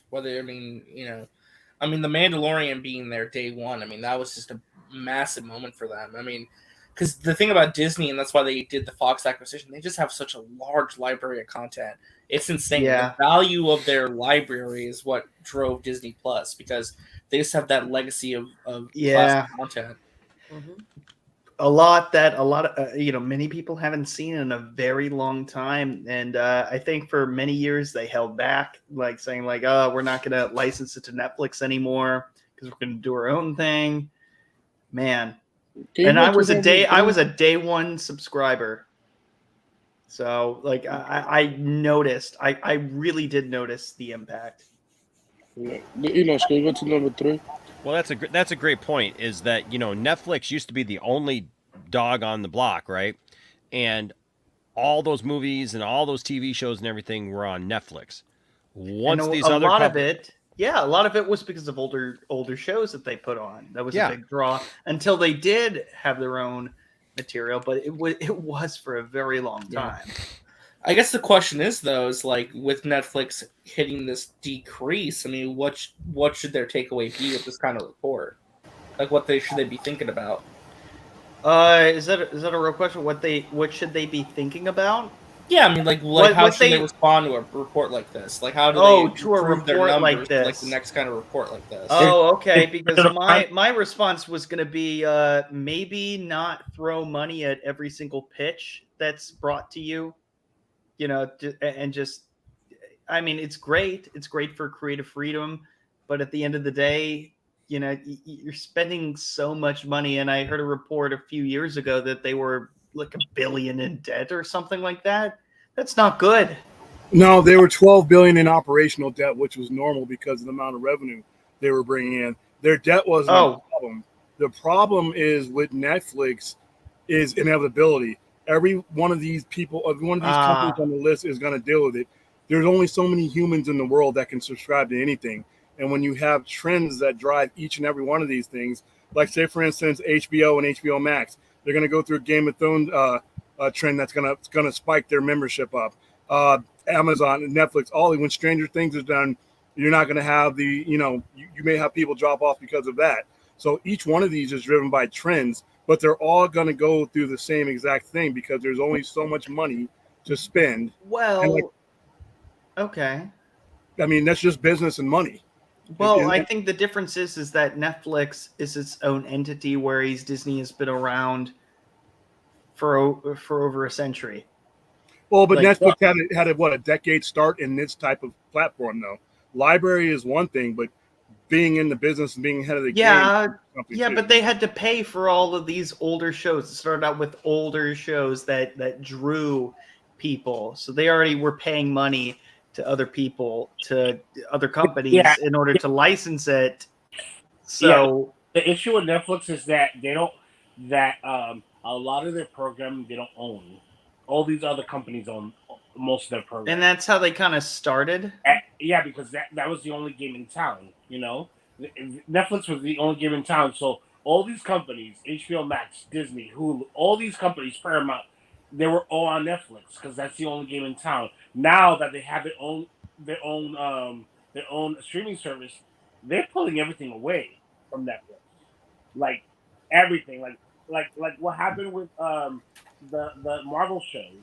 They were Netflix shows, and now they're on Disney Plus because they don't own their own content, and the content of it is not as we love the Netflix shows and stuff, but they don't have that much content, original content. But were those the revenue generators, though? I mean, I love Daredevil, but was that the revenue generator for Netflix versus Squid Game or versus Stranger Things? I mean, but it was for a while with him. It was for a while. Excuse me, Stranger. Yeah, I mean, name like 10 big shows from Netflix, 10 big ones. You can't name them. You can't name 10 of them that are really, really big. Well, but in order to generate revenue, I don't need to name 10. I can Stranger Things, will drive a subscription. Yeah. Stranger Things was not around when Daredevil first started. Yeah, it was. 13. Was it? No, but I was. Stranger Things started in 2015. Yeah. Stranger Things was in 2015. He came out. Yeah, it was, Stranger Things and Daredevil were both in 2015. Yeah, show that nobody talks about. Yeah. What? No. Nobody's talking about Daredevil outside of us geeks. I love the show. You're right, Ron. You're But right. I disagree. it's just, I don't need a bunch of content. Daredevil was a year ahead. Yeah, Daredevil's like, yeah. Because I remember Daredevil. watching that shit. And I'm like, Stranger Things. Quality of content. but you guys have to remember that HBO has been around. HBO itself has been around for over 40 years. Warner Brothers has been around for over 100 years. So Not they're just going to have more content. They're always going to have more content. Yeah, as than is anybody Disney, yeah. anybody else. Yeah. Because Disney, if you remember Disney was only cartoons back in the day. So they don't have that much content. What? Wait. What? Well, it looks like from this chart right here, HBO Max What? is like eating Netflix's ass on the movies in particular. Like, yeah, it gets them with the shows too and the original content, but like and Apple too.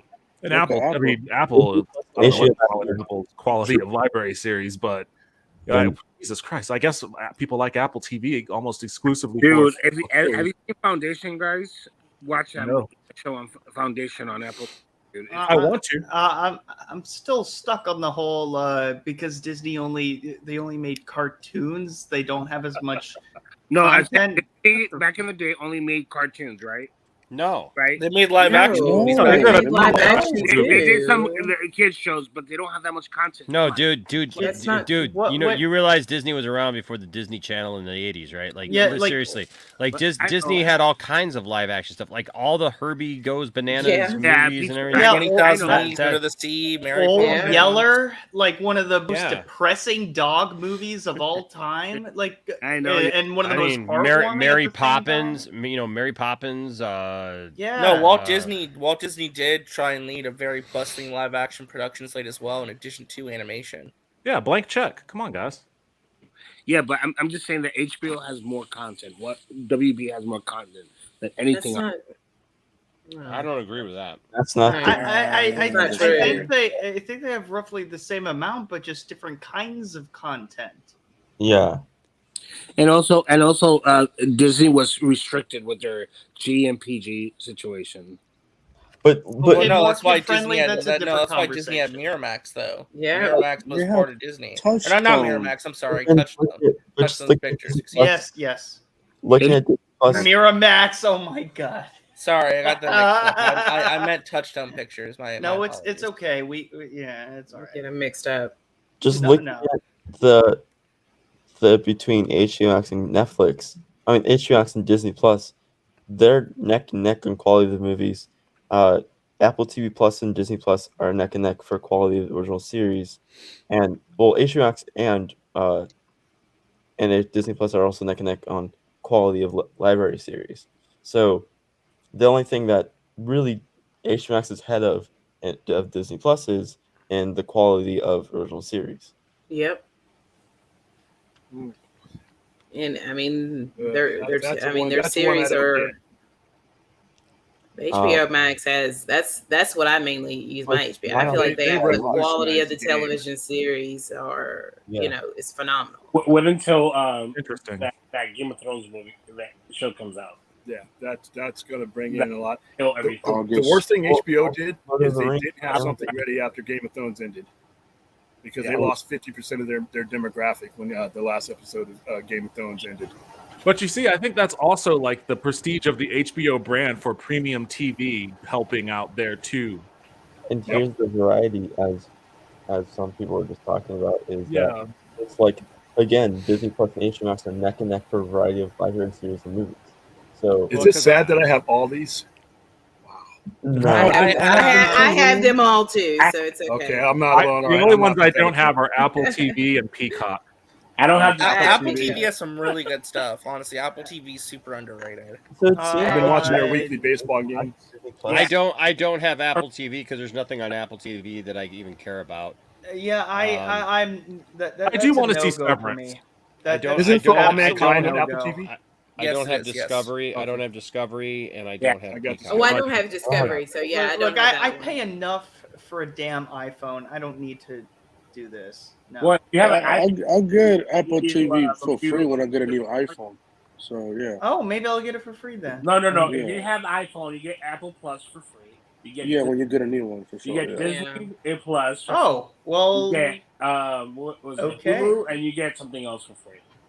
Yeah, Hulu's best if you get the bundle with ESPN. Yeah, you know what? I take that That's back. what I do have bundle. Apple TV. We just never watch it. Yeah, I realized that I've had it for a while too, and just never paid attention to it because I got it with my new iPhone. Yeah, get it with a new iPhone. If you It's the one I watch the least. Do I still I'm just about to get a new iPhone. So Yeah, you get Disney Plus, you get Apple TV, and you get Hulu for free with if you buy a new iPhone and get the higher package. Yeah, you can buy Unlimited package. Yeah. Nope, my Apple TV's expired. Oh well. What does that mean? it expired. Enosh has his arms showing. Oh, you're talking about that. It's your arms. Well, arm? Apple TV has Ted Lasso, and I thought you were talking about like the Apple TV expired. You're like, what do you mean? I'm like, it expired, dude. No, I didn't understand what this comment. I need to actually start watching more Ted Lasso. Like, I need to actually use my Apple TV because like they have like Ted Lasso, Severance, and stuff. I mean, there's like a lot of. You gotta watch RJ. You gotta watch Foundation. You know what? Foundation. Kevin. I like Tubi. Hold on. Tubi is fine, but it's not Very consistent. limited. Yeah, it's very, very limited. It's free, but it's very limited, and it's Ads. ads. If you ads are all on day limited long. income, No, thank Tubi's you. great. Oh yeah. I mean, yeah. Or if like there's some random weirdo old movie that like isn't streaming They have a anywhere, and you lot have to of like pay I on like, Amazon to rent it. It might be on Tubi for free. I mean, I'm watching The Never Ending Story right now on TV. Oh, I shut the like fuck up. I know. I freaking love that movie. It's my favorite. Dude, every time I want to stream with you, you always gotta bring that shit up. It's the best movie ever. What are you talking about, Justin? What the hell's You wrong? have terrible taste in movies. No, I do not. It's like Yeah. a lot of different tentacles and like massive stomach. Yeah, that's pretty much Never-Ending Story. Actually, no, it's not. Never-Ending Story is worse. But is it as bad as this? How to eat a testicle in 4 steps. Step 1, peel back the skin. Step 2, cut it in half. Oh my gosh. Step 3, scrape off the nut meat. Step 4, take a bite of that nut. Ooh. Okay. Never play that again. the difference is that clip was very educational, and Never-Ending Story has zero value to anybody's lives. Wait, what, RJ? What did you say? I said I You almost like puked in my in your mouth. Yeah. I mean, At least I felt something with that. So you guys obviously not watched a lot of Anthony Bourdain. No, I need to watch more Anthony. I have. Bourdain. That's something I've got to. It's not that gross though, and he explains it a lot better. Yeah. Well, just to get back Rest on in track, peace, I mean, Anthony Bourdain. Enosh, what do all these R.I.P. numbers? What do these numbers say to you? What does all this data say to you? What's your takeaway from this? I mean, I think it's I don't know. I don't think it's like a hidden thing. I think it's pretty obvious. I think. Is there anything that surprised you? I guess is better. I'm kind of surprised that HBO Max has it over Disney in a lot of these categories. Not by much, but I'm. Yeah, it's like a thin margin. So just because of the rewatchable. Look, as a parent with children, okay, if my boys had been little at this point with Disney being a streaming service, Disney would have probably been one of the few things on, right? But we watch a lot more HBO Max. Honestly, I mean, a lot of the shows we watch are actually on HBO Max and Netflix. I mean, obviously the Star Wars stuff and the Marvel stuff is on Disney, right? Mm-hmm. But that's all I watch on Disney. Yeah, I don't go back through and watch like a lot of the catalog of Disney, where like with HBO Max, I'm going through and I'm watching like different TV shows, and like there's several shows that are on there that we like, and then like every night I was talking about how like I go to bed every night either listening to I put in a set of headphones And I've always been one to like sleep with the television on. So like I'll either put on South Park or Robot Chicken. Yeah. Because I know that my brain will just kind of tune out because I've seen those episodes so many times, and I'll just go to bed with that on every night. But HBO Max just has such a variety, but also a lot of the shows I watch, a lot of the shows that I watch on, besides the Marvel and Star Wars stuff, are on HBO Max, Netflix, Paramount now actually has several shows that I'm watching. Amazon, I think there's like 2 shows on Amazon that are there, Boys, and Hulu. I only watch The Boys on that show. Do you know what I just watched on there? There's actually a couple of them. Kids in the Hall. Kids in the Hall, just the new Kids. Wait, in the Hall really? started. Is that there's a new Kids in the Hall? Yeah, there's a new Kids in the Hall. I knew there was a new series. one. I just didn't know where it was. Is Dave Foley in it? Yeah, like all the Kids in the Hall. Really? Mm-hmm. But you know, oh my god, I used to love that. That was great. That was on HBO, wasn't it, originally? The Remember one that? prediction that they made back in the 90s of like SJWs in the nude art class. Oh my god, is one of the best skits I've seen. That just, oh my god, I can't believe that became a reality. I still reference Girl Drink Drunk. Wow. Because that's what I am. I'm Girl Drink Drunk. Actually, Right now, Fourth 1000. Not right now, but no. Actually, it helps me sleep. It actually helps me get a deeper sleep every night. When you look at my my sleep patterns, yeah, I sleep better every night. Interesting. I mean, one of the just with Game of Thrones, with Harry Potter and DC alone, that's why it's up there. Harry Potter is like, everybody watches that. I watch that over and over again. I watch all the DC shows over and over again, and Game of Thrones. It's just like they have the content that HBO Max has is just too good. It really gets to you. Yeah. I mean, you know, there's a certain appeal for each streaming service that gets viewers to go back over and over again. For Netflix, it's Cobra Kai and Stranger Things, and for Paramount Plus, because I'm a little younger, I love the new iCarly series, which I won't get into because nobody else gives a shit It's about great. it. I like Wait, it. I love really? it. Really? You guys watch it? I watch That's it. the reason. Are you kidding me? That's the I reason I why. was alone. No, that's the reason why my family has Paramount Plus to begin with, because I was not going to get Paramount Plus. I had CBS when Picard first came out.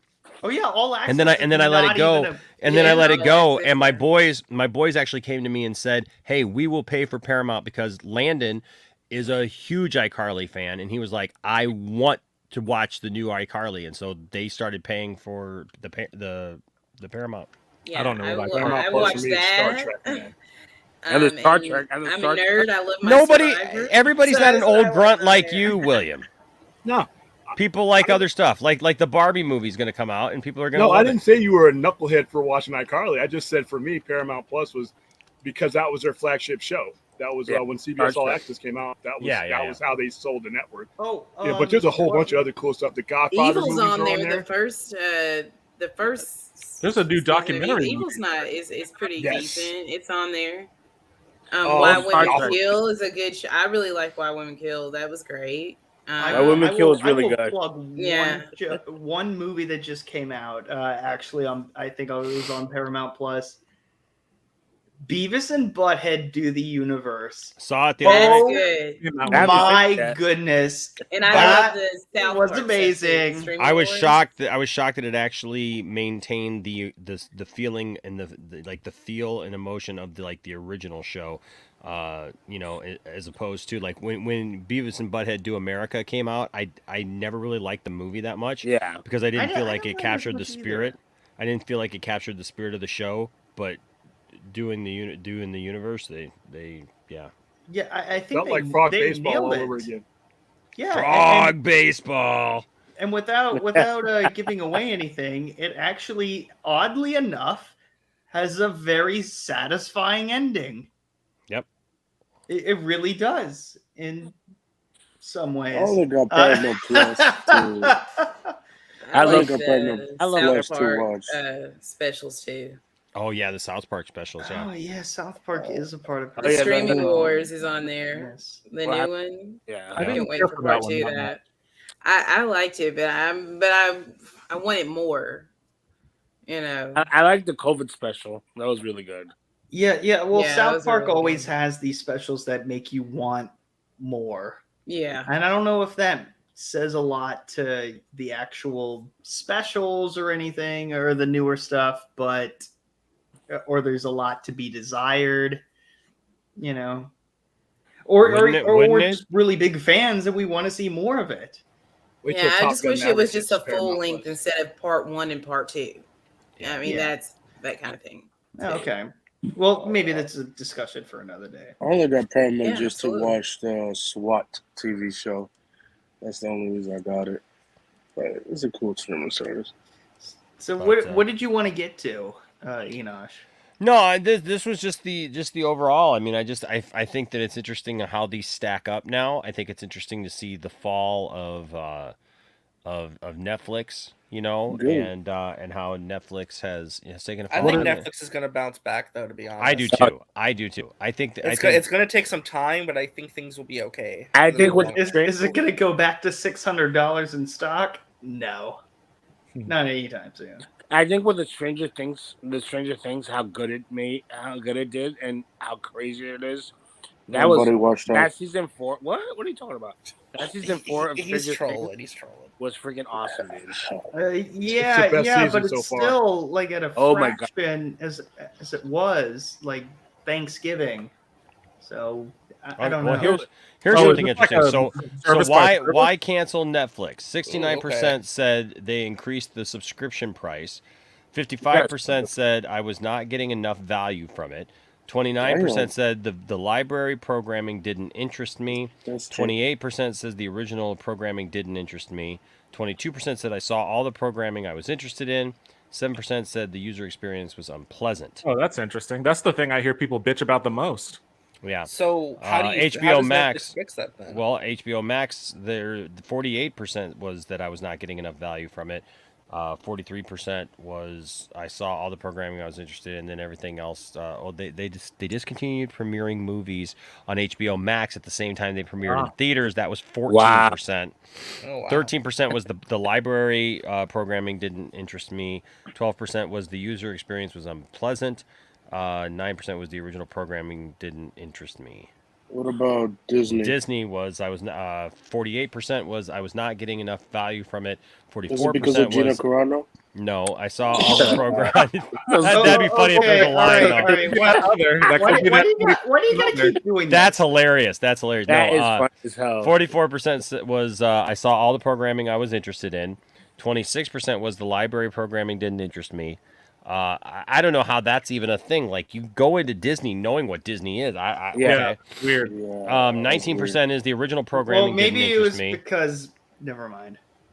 5% was they discontinued the option to pay to view a movie on the service at the same time it was released in theaters. Oh, that was in last year. Why would you leave for that? Oh, I wanted to pay $30 to see it at home. I know Okay. that's stupid. That's All right. stupid. I can watch economy, Multiverse of that's- Madness right now. Well, no, but if you have a big family, it's. I mean, that's $30 versus what you pay to take kids to the movie. That's you true. know, that stuff. That's That's true. a big difference. No, and that- no, that- it's available for free, like with the subscription right now. Yeah, but that was like mainly like about like Mulan and Black Widow. But Like Disney did when make they a were lot of doing money. with those films, because Disney they made a were lot of behind a money. paywall. What the fuck is? Okay. But everything that Netflix is going through now in some way, shape, or form, all these guys are going to go through it because they all have shifting interests and shifting programming. Like right now, something's hot on HBO Max. Once it runs its course, it may not be there. I mean, and not very many people. Now, one question I would have liked to see is, like I just joked about, how many people have all or just some of these streaming services too, and how many people shift from one to another. So say when they're done through Paramount Plus, do they switch over to a certain streaming service based on what that streaming service has at the moment? Because if that's true, then all of these guys, like I said, are going to go through some level of the same thing that the others going through. That's one thing. That's one thing about Paramount Plus. I will never leave that subscription. Because Me either. every other month, Well, that's the every funny other month they about have it. Star Trek. Every other month they have Star Trek. I will never leave it. Never do. We're getting Lower Decks. We're getting Prodigy. Well, we're getting Prodigy next month, right? And then Lower Decks the next month, and then probably, and by the next month we'll get freaking Discovery, and then a year from now we're and then getting you get the last season of Picard, and then you get Section 31, and then they'll by that point, Strange New Worlds will have gone into the Kirk episodes. So, they, you know, Tubi actually has every generation of Transformers. Oh, yes, and most of the GI Joe cartoons, it has all of the original. It has all of the original run and most of the second run. And it has Mask. And it has Mask. Yeah, but Mask is also on YouTube as well. Does it there's have a GI Joe channel on YouTube where you can just sit there and watch it. You just watch. Yeah, just watch it. Yeah, just randomly. Does it have the Transformers movie where the guy says "Oh shit"? Transformers movie. Yeah, the movie, the Transformers movie. I don't know. I don't know if that's on Tubi or not. Maybe. I don't know. Tubi, they give you an option if you want to pay. I love that movie when it came out. Ads. Me too. Yeah, like I don't know, hearing the touch. Because that's something I've heard a lot about it, and I basically know kind of what happens, but I've always wanted to see it. See what Transformers movie? Yeah, the 1984 cartoon. 1986. See it on the biggest screen. Oh, It's awesome. Yeah, the Transformers movie is awesome. Wasn't but what will make or break it for me is if the kid actually says "oh shit" in it, like it just actually says it like it was in the theater. Every version I've ever seen it, they've never censored it. So I mean, I've never seen a version that censored it. I just went to go see it in the theater this last year, and it was all there, man. Orson Welles' last performance. The great Orson Welles. Yep. And what's his name? Who played Spock? Leonard Nimoy is also in that. Yeah. Robert Stack and a great Weird Al Nelson. Weird Al, so yeah. Dare to Be Stupid. Well, Weird Al's not in it. Weird Al has a song in it. Yeah, Dare to Be Stupid was used in it. Were there when the Sharktacons when they're escaping so the weird to me that Orson Welles' the final role. Orson Welles. It's just so weird to me that Orson Welles' final role was in a Transformers movie of all things. It's amazing. It's just like so weird to think about. Like this iconic actor's final role as a voice performance as a giant evil Transformer. Unicron. The toy it took him 500 years to actually make. But, right. So kind of continuing or finishing out, I guess, with this whole idea of streaming service stuff. I actually have a couple little things left here. One, I'm interested to hear what you guys think of this. And that I love that movie. Now, let me preface this. Let me preface this by saying this is bounding into comics, so God only knows if it's true or not. I love Spencer. Okay, so apparently, are they making a sequel? No, Paramount's CEO says streaming service will not remove old content some may find offensive. It's all on demand. You don't have to watch anything you don't want to. Yes. Yes. Yeah. Best shit I ever said. Yes. Yep. You don't have to watch it if you don't want to watch it. Especially for that role, Robert Downey Jr., one of his best roles ever. The only reason he didn't win the Oscar is because Heath Ledger won it that year. But man, that's the last comedy I actually paid to see. Can we also get a sequel? This is one of my issues with streaming services, and that is the idea that like all these things that we love. Wait, why did they have Ken Jeong in there from Community? That wasn't blackface. He was doing a dark elf from D&D. They had issues with racial stereotypes. Those episodes actually did get removed. Oh, Lord Almighty! Yeah, and one Soul episode Man of would be in 30 trouble. Rock when I remember Soul Man. Soul Man. Yeah. Oh my god. Oh my god. It was fun. About Listen. that movie.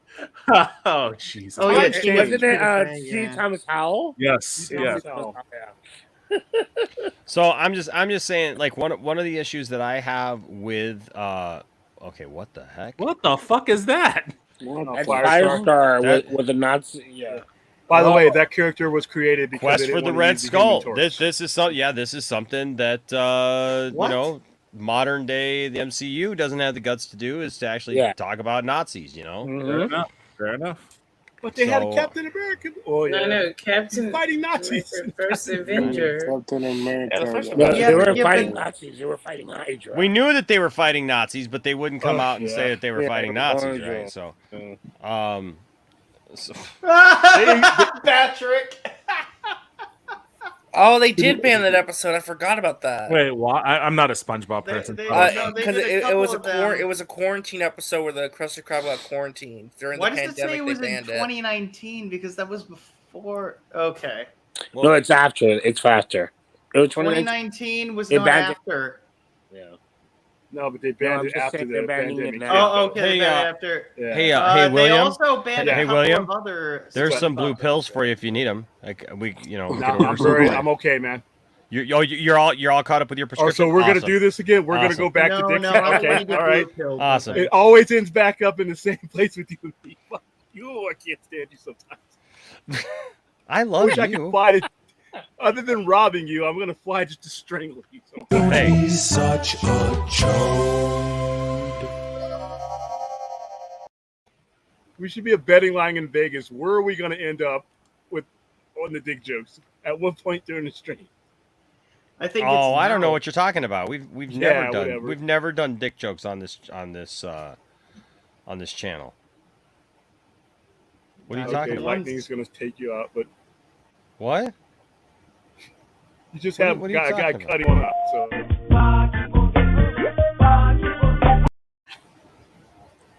The fuck is that? why do I come here? Penis is what boys have down in front. Penis is the word, though it seems blunt. All boys have a penis, so no matter what you've heard, remember that penis is the proper word. Hey man, quit acting like a nutsack. All right, that guy should be banned from all playgrounds. Don't know what the context of that was, but he'd be sitting on a slide dressed like that, singing about penises. That's a list. He's on a list. Wow, damn. Anyway, what was about Tropic Thunder? So Okay. Well, no. The point is that apparently Paramount has said we're not going to change any of our programming. We're gonna present all the programming the way it is. If you don't like it, don't watch it. Which is what I think should be done, because I think that there's been a lot of concern lately over streaming services, especially as physical media will become scarcer. That if you have these digital, versions of it, or if it's just sitting there in a database, they can change it. McClunky, for example, right? You know what I mean? Like it's like, even those are the little changes, the subtle changes, but we've seen things where like, oh, well, we're not going to show this because this might be offensive to somebody, or this might be offensive, or we just didn't want to put this in there, and Didn't they do absolutely. Didn't they do this with what was that that show? I don't know that show. The show with was it O'Hara? What's it? Oh my gosh! Oh, Gone with Is the it Wind. about him? Gone with the Wind. Gone with the Wind. They did that about 2 years ago. They put a disclaimer on it. They put a disclaimer on it. Yeah, there's a lot of That's them. not changing the actual. That's Yeah, it's not not what we're changing talking it. about It's here. not- no, The, but I can give you an example. There was a time where Back to the Future Part 2 was that if for people who are familiar with it, there is a part where Marty's trying to. The whole thing is Marty McFly is trying to get the sports almanac so his father doesn't die. So he goes back to 1955 and Spoilers. Yeah, sure. But then Biff has like a 1950s lingerie magazine, like a Spoilers. dirty magazine. Ooh la la. Yeah, the ooh la la thing. Ooh la la thing. There was a split second where you can like look into the, you can see the cover of it, and there's like a weird jump that happens. I made a video about it, and it was such a weird, bizarre edit, and it was made for like some other country. Apparently it was a copy that Bob Gale, it blew up to the point where Bob Gale had to be like, okay, that we did not approve of this edit. It was such a weird jump. It was so like out of nowhere. Like it was it was apparently something that neither him or Bob Zemeckis had even approved of officially. It was just netted for another country, and it happened to be on Netflix the entire time, and no one noticed until a couple of years ago. And it was eventually it's like when they removed the N-word from like Tom Sawyer or Huck Finn. No, shut the fuck up. What is that? That's not even remotely relatable. No, just Justin. This is what I'm talking about. I'm talking about the edits. But see, what I was saying is that is the mistake, and that I'm telling you that this is not comparable, because that was like an issue like that had to do with like a different version being on there. So it made me question what other films have been modified or edited unbeknownst to the creator or even the licensor, the distributor, that we haven't noticed because we haven't seen these films in a long time, that we haven't seen, that are still presently being streamed. That's where I'm getting at. No, I understand what you're saying. What I'm saying is like it's like literature or films and all that should not be edited because people might get their feelings hurt. Just like what they did with Huckleberry Finn, where they removed the N-word from that book. Because it's not throughout the whole book. I'm not saying that it's a bad word, but it was part of that book, and it was created to be part of that book. And I don't think anybody should edit literature or film or anything. It was a part of history that happened. Well, tell that to George Lucas. The difference is, and he was a big defender of colorizing black and white films back in the 80s. I'm pretty sure everyone knows that. But the difference is that's his. H Bar's here with the $5 super chat says, "Hey William, how was it knowing that you got to meet Alexander the Great in your youth?" You know what? I'm glad the channel got $5 for that. That's all I gotta say. I'm glad I found some way to contribute to the channel than him giving that petty acts last night too. By the way, I have a follow-up. How was it like stabbing Julius Caesar in the back? Liberating. At least you're honest.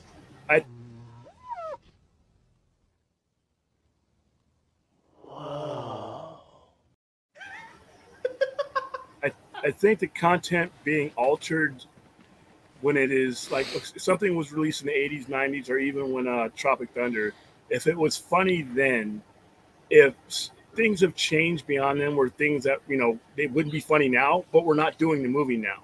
So don't change a movie that was made in the past to try to fit modern day sensibilities.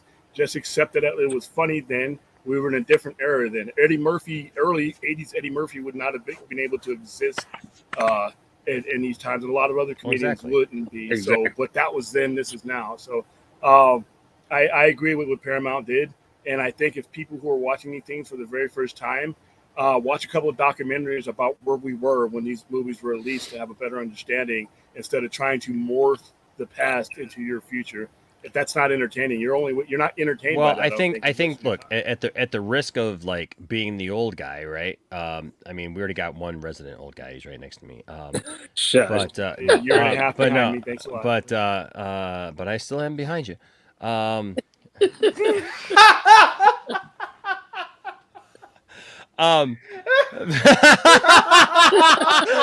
you just got it. Ninja, vanish.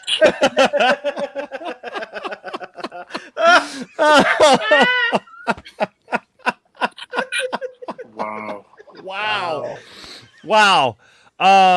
Boy, I set that one up and he just quickly. Yeah, it did. Okay.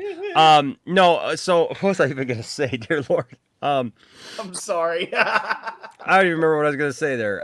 No. I think that's the one problem with this generation sometimes is that too many people are trying to judge the past because of today's sensibilities, or like today's etiquette, or like what we know, or like how we care about people's, not just feelings, but just about people. You know what I mean? Like that we're not trying to insult people or use derogatory language or whatever. So we're trying to change those things. But if you start erasing history, you forget what what history taught us, right? And what got us to the point maybe where we eliminated some of these things. So if you just erase history, the problem is that people forget history, and then people are bound to repeat that history. And so no matter how far you think you've come, don't think you've ever come far enough that you can't fall back. You know? No, I mean, I was watching Blazing Saddles. One of my favorite movies of all time.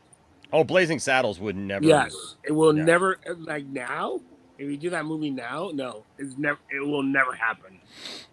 But I don't believe that. I think there are still people that have lots of edgy comedic material, and really it's just a matter of whether it's funny or not. If you're funny, you can say any crazy shit you want and people will be okay with it. I don't know. You got to be Dave Chappelle. Otherwise, people will take you out. He still sells out the theaters. Like, not everybody's Dave Chappelle, though. So that's kind of like going to Devin's point. Like, Dave Chappelle has the talent. And it's like this, kind of like it's not only the comedy, it's the performance art aspect of it all too. And putting you in as well with him. Yes. And additionally, what's really driving this? Those stupid journalists. Oh God. Who keep perpetuating that. And we have a super chat. I don't know. There's nobody even over there, but still yet I still feel like I have to like that's what you meant. Ha. Okay. H Barcher with a $5 super chat that says, the asteroid that killed the dinosaurs, that was William coming to Earth. I ride in style. Hey, if you guys want to keep doing super chats, hey, that's fine. Keep them coming. Oh, William Friedland's got hurt. There's no. Hey, we're gonna make some money off it. Yeah, right. There's monetary value to this silliness, so there you go. Look, you're gonna be okay, William. Not really, but that's for other reasons, though. Allergies are kicking in. But hey, I have a question. Actually, legit question, William. How come last night on the lounge, you just randomly turned your camera on? You were just shirtless and naked. Yeah, I noticed. What was that all about? Well, I'm about to take my shirt off now, but I won't do it now. The air conditioner I have because of where I'm at.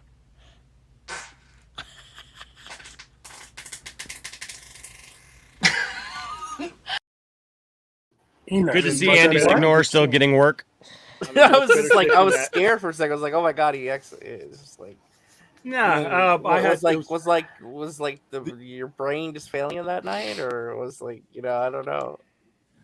No, but I had the air conditioner was getting in the way of the sound, so I went to Avatar. But no, I had my shirt off. I started getting naked. Nah, you did a top. You were in a jacuzzi doing a stream one time. I was. That's right. Yeah, he was multiple times actually. And you've been in the shower streaming, so. Okay, I missed that one. Oh, the shower stream, yeah. So you know what? RJ should sing. Somebody come get her. She's dancing like a stripper. Hey, somebody come get her. She dancing like a stripper. The funny thing about it is he doesn't remember the actual stripper's stuff that he did here in Vegas. He doesn't recall anything. I probed, and I'm like, "Hey, wow, wait! You just say you probed? Yeah, not your probe, not Enosh probe, but Enosh probes people. Yeah, don't say it on air, Enosh. There's pump.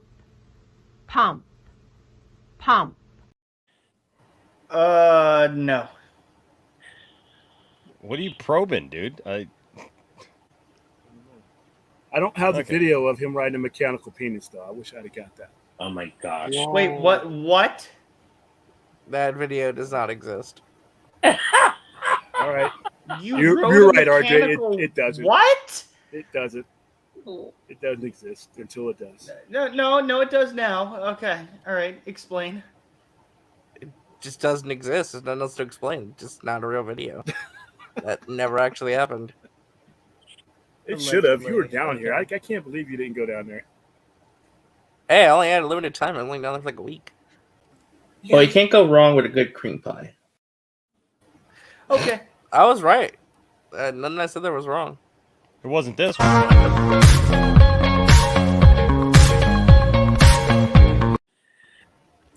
Oh my God! He played the bad clip. He played the bad clip. I like But I reinstituted it for you. I reinstituted it for you. Oh, okay. So hopefully certain people don't get too upset at me. All right. Next time in Vegas, RJ. Next time. Why do I just imagine it being very benign? Like RJ's just sitting there like. Pop it. Twist it. Roll it. Roll it. Harder. I said harder. Why'd you stop?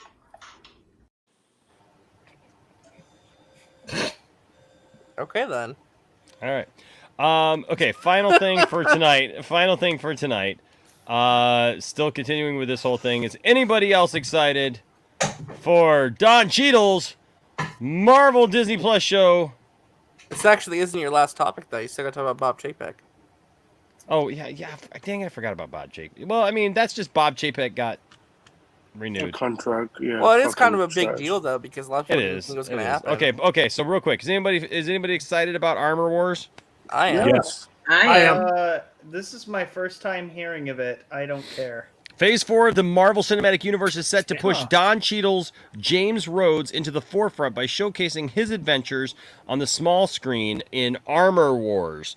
The upcoming MCU series is confirmed to dive into the legacy of Robert Downey Jr.'s Tony Stark in an unexpected way, as it will deal with how the Armored Avengers technology fell into the wrong hands. Despite the premise, the exact plot details of the series are being kept under wraps. Cheadle previously teased that Armor Wars is an opportunity to really discover who Rhodey is in a way that we have not had before, indicating that fans will learn more about the character's origin and how he is coping with the death of Tony. Although it is unknown when Armor Wars will premiere on Disney Plus, a new update straight from one of its producers could give fans an idea of its release timeline. Okay. So can you go back to the quote?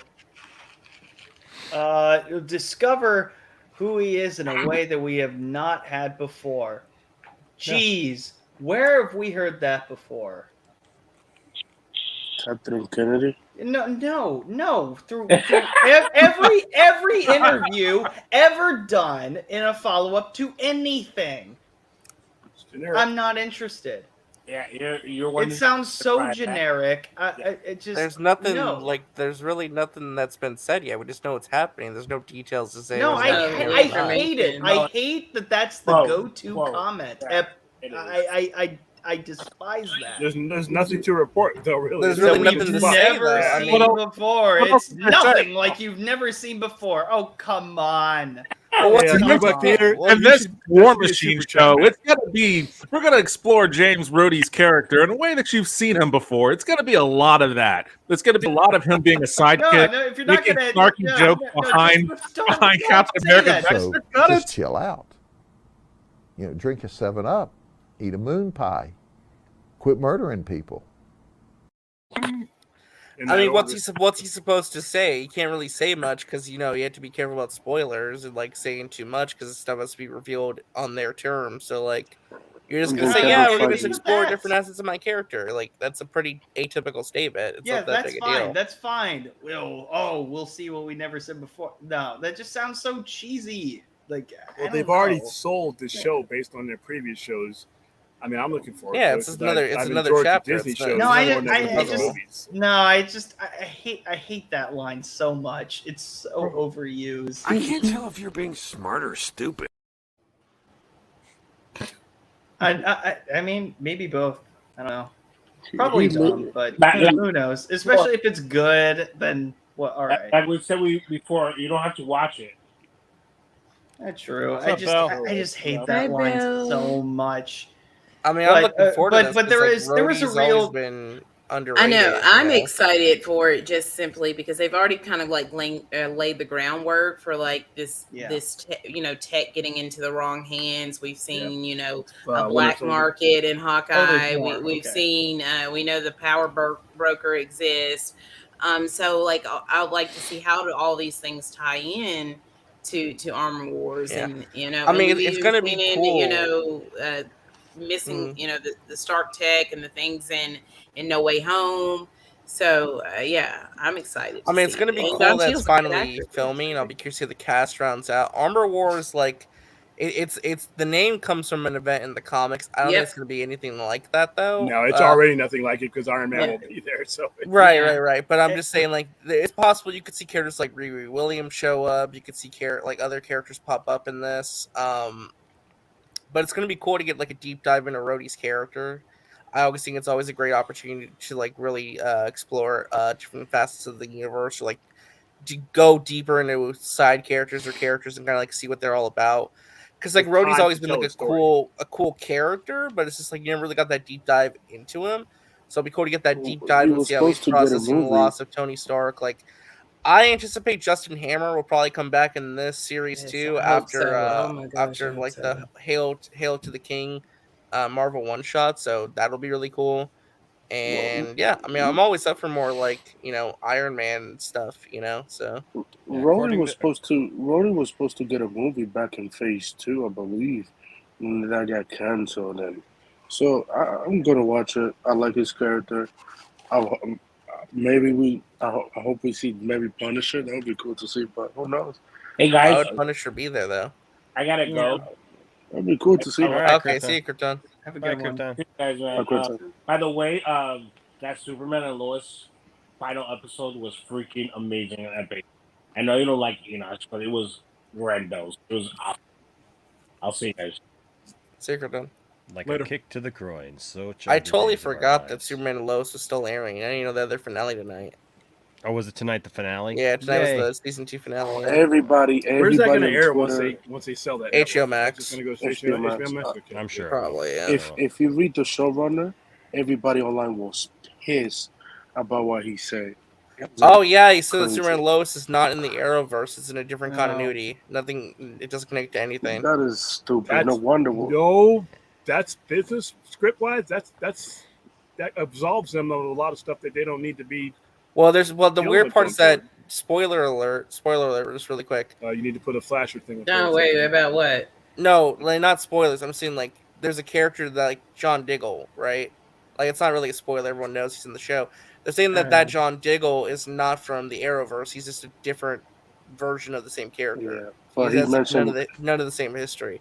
But it's weird because didn't he reference stuff in the Arrowverse? One of the I don't know. No, it doesn't really last make a lot season of he sense. did. He said that. And there's like a Oliver would love comic to that see they're this. publishing right now at DC that implies Superman and Lois is connected. So I don't know what's going on. None of it makes sense. It's a WB decision because they're selling off the CW, so it makes sense. Probably also a reason they could be like, hey, we can continue the show. It's not going to the Arrowverse. It's its own thing. Just leave us be. Yeah, I mean, the Part of moment it that. switches over to his new platform, it should be its own world, and he should be the center of that world. That's why I've been saying that for a while. And that's, I mean, forget the Arrowverse and make whatever this new platform that this show is the center of it, and build from that. Is that Kingpin? So Bob Chapek. So finally tonight, Bob Chapek, Disney CEO, Yeah, has Enoch, signed I a got new a bolt. deal. All right, man. We'll see you later, bud. I'll see you guys later. Much to the chagrin, probably of Mike Zero. No, Bob they're Chapek. actually celebrating this. Oh yeah, well yeah, he's So, that's right. actually- that's right. so He he loves. loves- He loves. so- He's working on some scripts. That's Well, right. here's That's the right. thing That's that I true. You're heard. right. You're right. You're right. You're right. It's been a Because I while was since I've wa- I- watched Mike I was Zero's wa- ridiculous Yeah, content. I was watching Midnight's Edge stream just a little bit, and the thing that made me laugh so much is that basically they're saying that Bob Chapek is going to end the woke agenda at Disney. Oh, He is going to. There's going to be a cultural reset starting in 2024 with the with the election and everything else, right? What? And that all the studios are going to follow Chapek's lead, including Zaslav, and Oh my wokeness will be removed from Hollywood, basically, and it's going to go back to being all about the fans and just pure business, and not any agendas. So apparently wait a now minute. Bob We know what Chapek that is is. their hero. You know what? If that that's the case, I'm all for it. Well, just pure business is quote unquote wokeness.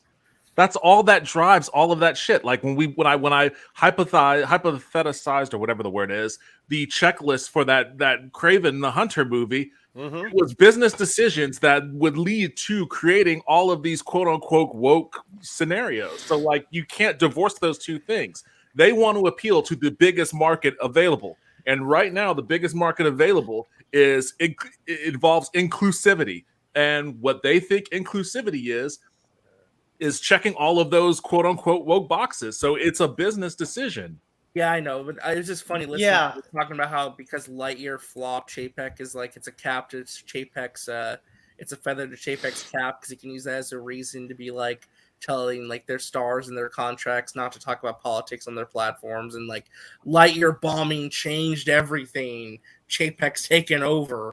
But I thought they hated Chapek, but now they love Chapek, and they think this is a great thing for the company. He's going to save Hollywood with Zaslav. Well, because they switch on a dime, man. I don't understand what the.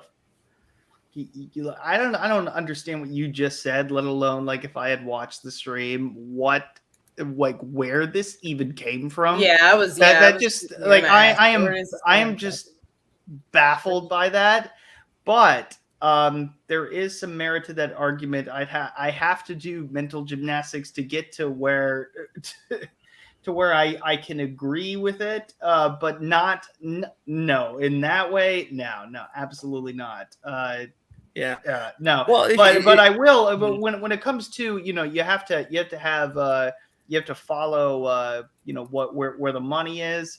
I totally agree on that, and clearly what I've been told and what I've observed is that Hollywood is the industry is very, very behind, what the masses think, by at least 5 years, or probably even more. It's taken longer on this, this social justice thing, like for a lack of a better term. And they're realizing like, I'm too busy fighting SJWs everywhere right now. I was trying to make a point, but just forget it. No, go ahead. No, but seriously though, they're starting to realize it's just like, hey, let's just make movies fun again. Let's just make it with good storytelling. And instead of the new like the Ghostbusters 2016, let's versus Top Gun Maverick. Yeah, that's a 6-year difference of what these studios thought would be popular versus where we are at now. Really, we were at that 6 years ago. We just wanted good movies. We didn't want Ghostbusters 2016. We wanted like a good thing. Like maybe who didn't? Huh? Who didn't? Yeah, exactly. No. Because Justin, here's the problem that I have with your statement. Okay. You didn't. Not we didn't, because you know what? Yeah. Something like Top Gun is going to be cool because it's a universal story, right? But this, you can't have something like Ghostbusters 2016 because we think it sucks. You can't have The Last Jedi because we think it sucks. Well, you know what I say to that? I got a finger for you, because here's the thing: I ain't woke. I ain't about identity politics. I ain't about anything other than a good story. And everything that's a good story is not to be determined by one side of an argument. And this is the problem that I have with it. Is, you know what? Do I think Ghostbusters 2016 was the best movie ever? Absolutely not. But did I enjoy it and I thought it was funny and I love the actresses in it? Yes. And I love, unabashedly, everybody knows it. You could come at me all you want and I don't care. I love The Last Jedi. Okay, so the thing is that I just feel like this it's all hyperbole. It's all just like, we didn't like this, so all of everybody was wrong. It's not that everybody was wrong. It's that, yeah, are there sometimes those things in there? Yes, but it is not run rampant all over everything, dude. This is my problem. That's not what I'm saying. That's not what I'm saying at all. But you were just saying, like, you're acting like they're well, because years ago they were just making these kinds of movies. Now they're finally making our kinds of movies. No. There's always been good, fun movies that are making a ton of money that have nothing to do with that. But if you listen to some of the people though that feel that way, every movie that's come out for the last decade is they find something woke about it. They find something SJW about it. They find something wrong with everything. It's predictable. It's tired. It's flat. And the one thing that they find that they say that they like now is a war movie. Good for them. I love it too. But everything is not, just because somebody doesn't like something doesn't mean that that goes across the board for everybody, and that they haven't been making stuff that we the fans love. That's just not true, because overwhelmingly the fans of Star Wars, of these big IPs, dude, are speaking up finally, because they were trounced for so long by the hate discussion that I'm seeing them every day. I'm seeing people stand up every day and go, you know what? Screw that. I like this stuff. I like The Last Jedi. I like the sequel trilogy. I like what they're doing right now with Disney Star Wars. I liked Solo. I like these different things, and I'm not going to have anybody tell me that they all sucked anymore. Look, listen, if somebody thinks that something sucks, it's fine. It's fine. I just reject the notion that because some nebulous they out there thinks that it sucked, everybody thought it sucked. I don't agree with that narrative. Okay. Well, first off, I didn't mention Star Wars at all, and that was no, so that's a big part of it. That. But no. What I'm trying to say, and maybe I should rephrase it, which is, the main point is that this is what people thought that or who is making Ghostbusters thought that this is what people wanted. This is what the general masses wanted, because it's a story that they wanted to tell. But then it turned out that's not the story that people wanted to hear for the most part. And if you liked it, that's fine. Well, that's Nova fine. Joe, I agree with you. Ghostbusters Afterlife is a better movie than 2016. Oh, yes. Okay, absolutely. Yes. Absolutely. I cried in Ghostbusters Afterlife. Okay, I cried. Sometimes movies bomb without it being like the result of some nefarious scheme of like people to like implement woke culture. Everyone always tries to make fun movies. It's not like there was some segment of time when all of a sudden like there was an edict from on high where movies can't be fun anymore, and then now like fun movies. You. Everyone always always try to make fun movies, and there is a failure rate to that because it's fucking hard to make a movie. It's one of the hard. It's a minor miracle that there's. Well, not only that, it's hard to make a movie, but it's even harder to make a good movie. Thank you. This is what I was trying to say, but that's not what you were sounding like, man. If that's what you were trying to say, because what he just said sounded like the exact opposite of what you've been saying. Okay, well, you got me. No, I'm not. I'm not trying to get you, Justin. Now I'm not trying to get you, Justin. Come on, I'm not trying to get you. I was taking too long to get to the point, and maybe I sounded more angry, But look, no, that's no. Yeah.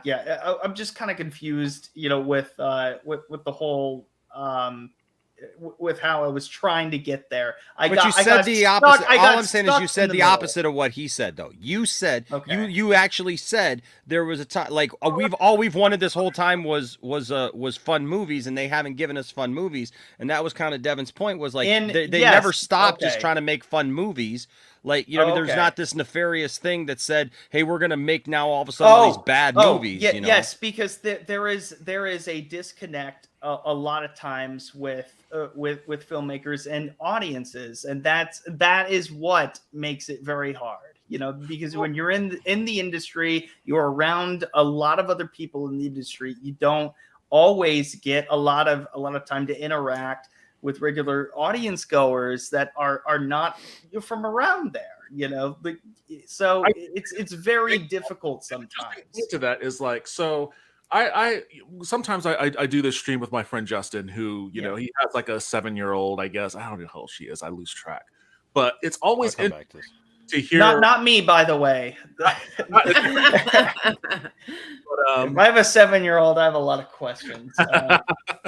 But it's always interesting for me to hear, like, whenever he watches a movie with his daughter or whatever, and I'm like, oh, what did she think of it? I asked him, like, what do you think of it? And he's like, he's older than me, so he has like, some, old, kind of views on how he thinks movies should be, or how plot should be developed. But he's a film nerd. He's a film student, so like he has even more obnoxious opinions on how movies should be and whatnot. Sure.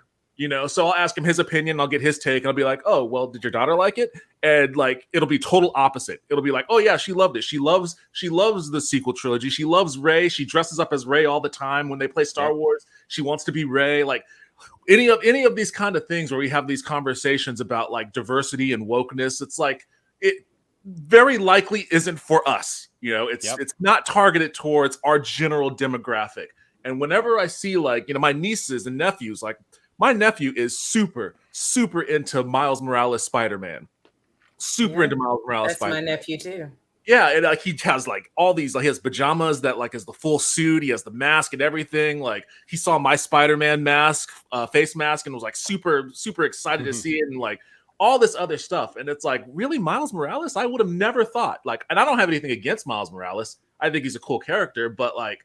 You know, I have this gray in my beard, so Peter Parker is still Spider-Man. Right. Morales is, you know, he's another Spider-Man, but it's like Peter Parker, but not to him and never to him. Like he's gonna get my age, and his Spider-Man is gonna be Miles Morales, and he'll probably have all sorts of crazy takes about how Peter Parker isn't the real Spider-Man or whatever he might think at that time. Like all of that stuff for wokeness targets a demographic that's completely divorced from like what we grew up in. And at some point we were that target. We were the target for wokeness or diversity. I remember the Burger King Kids Club. That was crazy. It was like a kid in a wheelchair. It was like an Asian kid. It was like a black kid. It was all sorts of crazy shit. Brought back a bunch of memories there, Devin. Well, yeah. And it's like, yeah, that was also like, I guess, trying to have that diversity outreach towards people who were kids back then, you know, me. And I liked Kid Vid. He had the visor and everything. So like, I think it's important to put that kind of stuff in context whenever like we're talking about what Hollywood, the decisions that Hollywood makes as far as like trying to increase diversity and like what their actual target demo is. Because by the way, at the end of the day, it's all money, and people want to have families go to the theaters. They don't want a single dude buying one movie ticket and then maybe a Pepsi.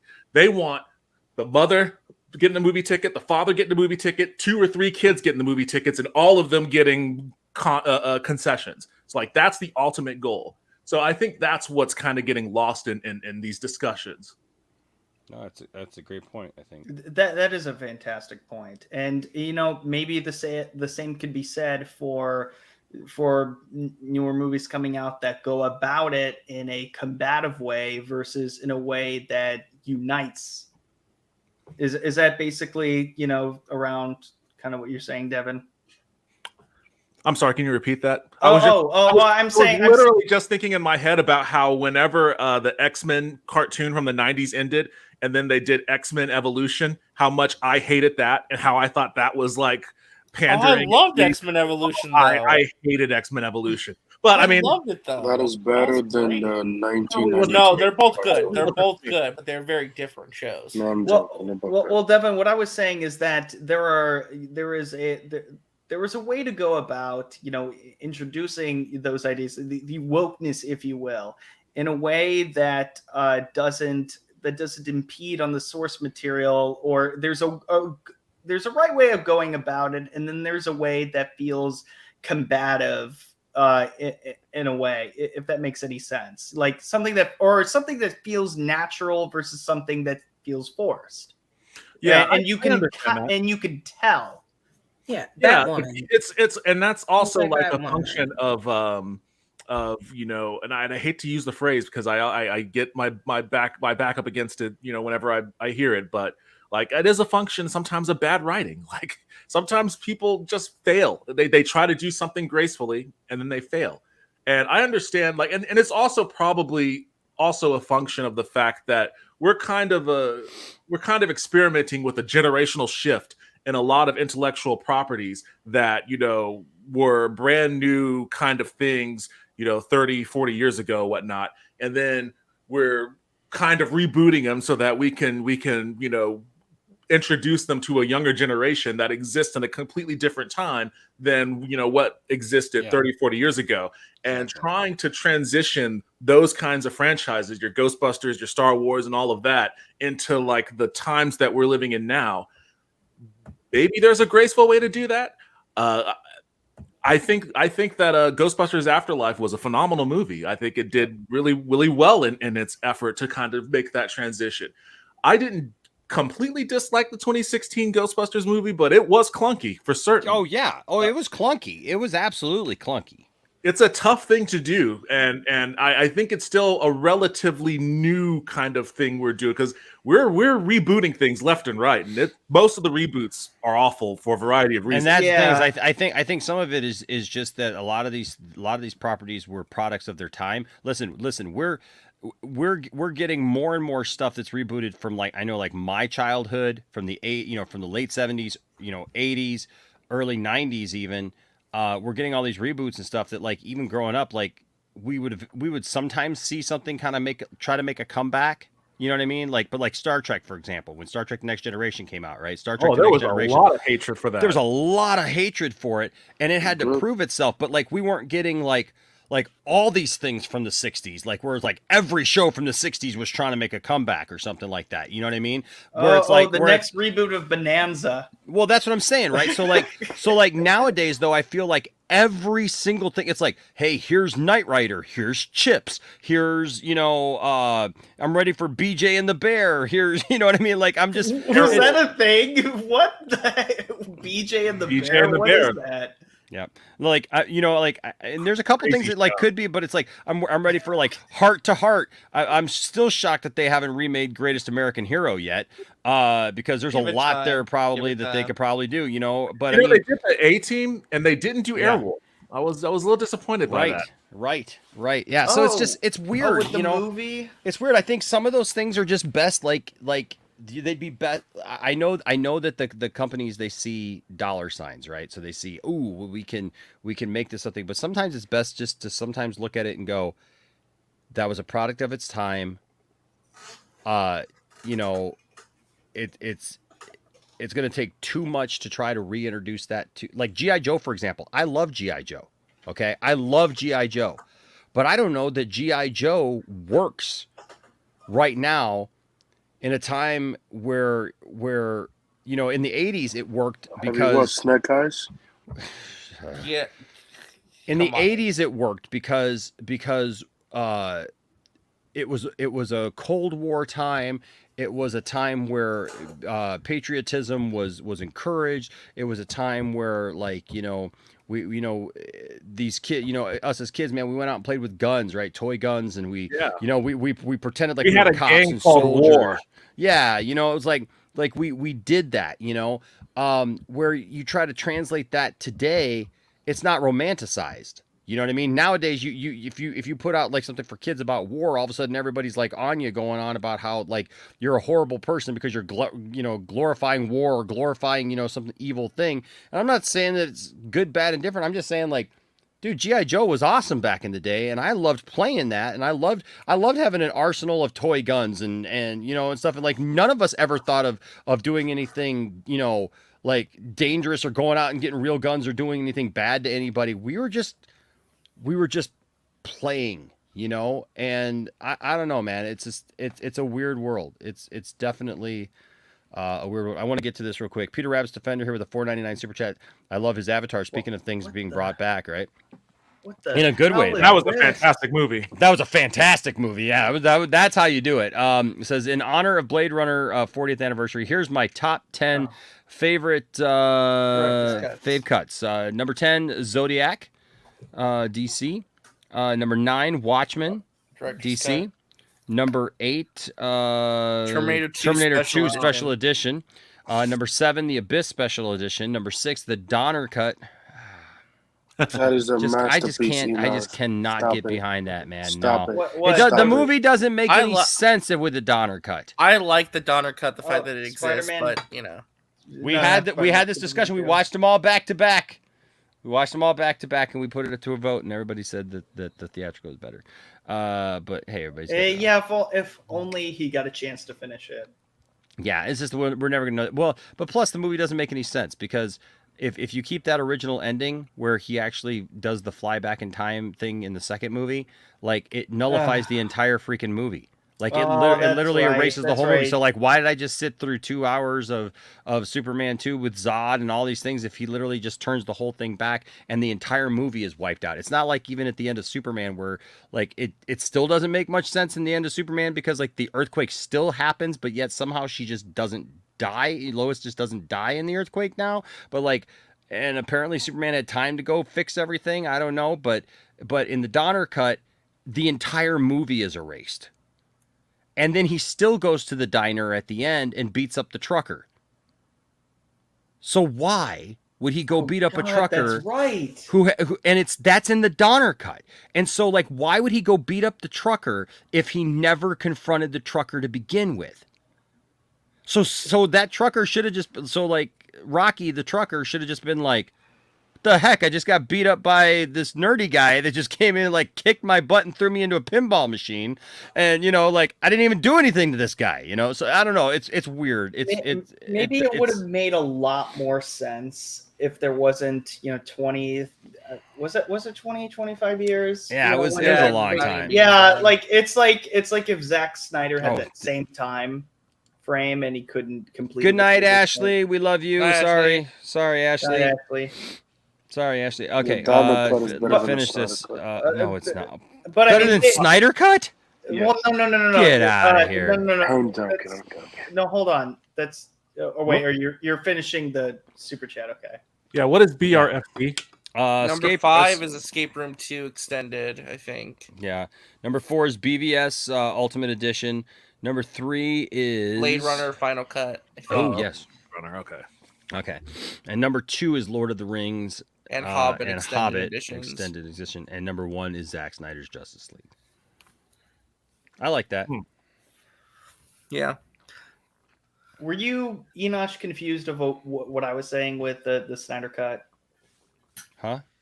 Something was better than the Snyder Cut or something? Or No, I don't think it was what you said. Okay. Aaron, you're right. You're right. They did try to reboot the Greatest American Hero. They had a pilot What? ready, and it didn't move forward. Well, yeah, because they were going to make it a Native American woman, and I think she got her power from somewhere else. Like it wasn't from, if I remember right, it wasn't from the aliens. So like it detoured like way away from like the nothing like the Greatest exactly. American. Exactly. Okay. They should. You know what though? They tried to reboot that twice though, because in the 80s that show had been off the air for a few years, and they literally brought it back to shoot a pilot where they brought back the entire cast, and in that it was that William Katt's character had screwed something up, and so the aliens were taking away the suit and they gave it to a woman. And so when you get season 1 of Greatest American Hero on DVD, it actually comes with the pilot episode for the Greatest American Heroine, because he ends up giving the suit to a woman, because he gets found out. That's what it was. The world finds out that he is the Greatest American Hero. Okay, I mean, they find out that it's him. I don't know how they wouldn't find out that it's him, given the fact that he didn't have a disguise at all, but all right. But they find out it's him, and so the aliens say that he's too prideful because, now he's a superhero. He's it was just celebrity. A pilot, right? They didn't film anything else. No, they just did the pilot, The Greatest American Heroine, and that was it. So, but they should reboot Knight Rider again. Give that another try. Gosh, man. James Gunn is talking about it. So James Gunn might do it. Who knows? I just don't know. I just don't know how you do it at that point. I know. What car would be cool right now? What car would be cool? Tesla. No. Tesla. If they reboot Back to the Future with the Tesla, I'm gonna be so angry. But hopefully that's not in my lifetime. Yeah, it's gonna be with Tom Holland and Robert Downey Jr. No, GM just probably needs. That's not a bad reference. I like that. GM probably just needs to make a new Trans Am. Yeah. Well, that'd be cool. Just to get back on track, I mean, you think Bob Chapek's contract being renewed is a good thing or a bad thing? Because it seems like a lot of people at Disney don't like him. So I don't know. Guess they what? liked Bob Iger a lot more. They loved Bob Iger. Like, yeah, but Bob Iger, he was more out there. Like, people were like, well, Bob Chapek's got the nickname Bob Chapek from theme park fans because he kind of ran the theme park in a direction where a lot of fans didn't like that. And I don't know. Like Bob Chapek is a very business and profit kind of guy, not exactly a good creative. Bob Iger was kind of like a bit of both. Kind of similar to Zaslav in a way, but like Bob Chapek's not really well liked by those at Disney. Pixar hates Bob Chapek, by the way. Pixar really hates Bob Chapek. Yeah, he's not a creative. He was the head of theme parks. Yeah, but I think that's fine. I think that's fine. I think people got to get over themselves with this whole thing that like the CEO should be a creative. No. They don't need to be a creative, but they need to have like some kind of actual like creative vision for the company. No, creative vision for the company is one thing, but that's the problem. It's like people's misconception about what Kathleen Kennedy does for Lucasfilm. Kathleen Kennedy is running the day-to-day business of a larger company. People are holding her to she's writing storyboards for Star Wars, and she's eliminating Luke Skywalker, and they're sneaking Luke Skywalker into the second season finale of The Mandalorian, and she didn't even know about it, and like this nonsense. That's nonsense. Who the hell said that? I guess I was Mike Zero. AFK at that point. They're eliminating like she had no Doomcock. idea. Like Doomcock. Really? Doomcock. Oh God. Yeah. Yes. The Dave and John snuck Luke Skywalker in under the radar that she had no idea because she hates Luke Skywalker. That is the biggest BS thing ever. Like literally to think that the person responsible for the financial stability of an IP, or not just an IP, remember Lucasfilm is not just Star Wars. Right, Lucasfilm is several movie franchises, but it's also video games, it's also books, it's also all these different things that have to be coordinated. And the thing is to insinuate that Disney would be so stupid to put somebody, like, the whole point is to make money. You put a CEO or a head of that in there to do the job and to do well, and to think to even insinuate that the person who took that job just hated Star Wars so much that she just went in there like Vince McMahon and like was just trying to mess with it, and everything. I mean, that is the dumbest thing I have ever heard of him. That'd be like Doomcock and all these guys going, "Oh, the CEO of Coca-Cola came in and purposely tried to poison Coke because they wanted the whole business to fold."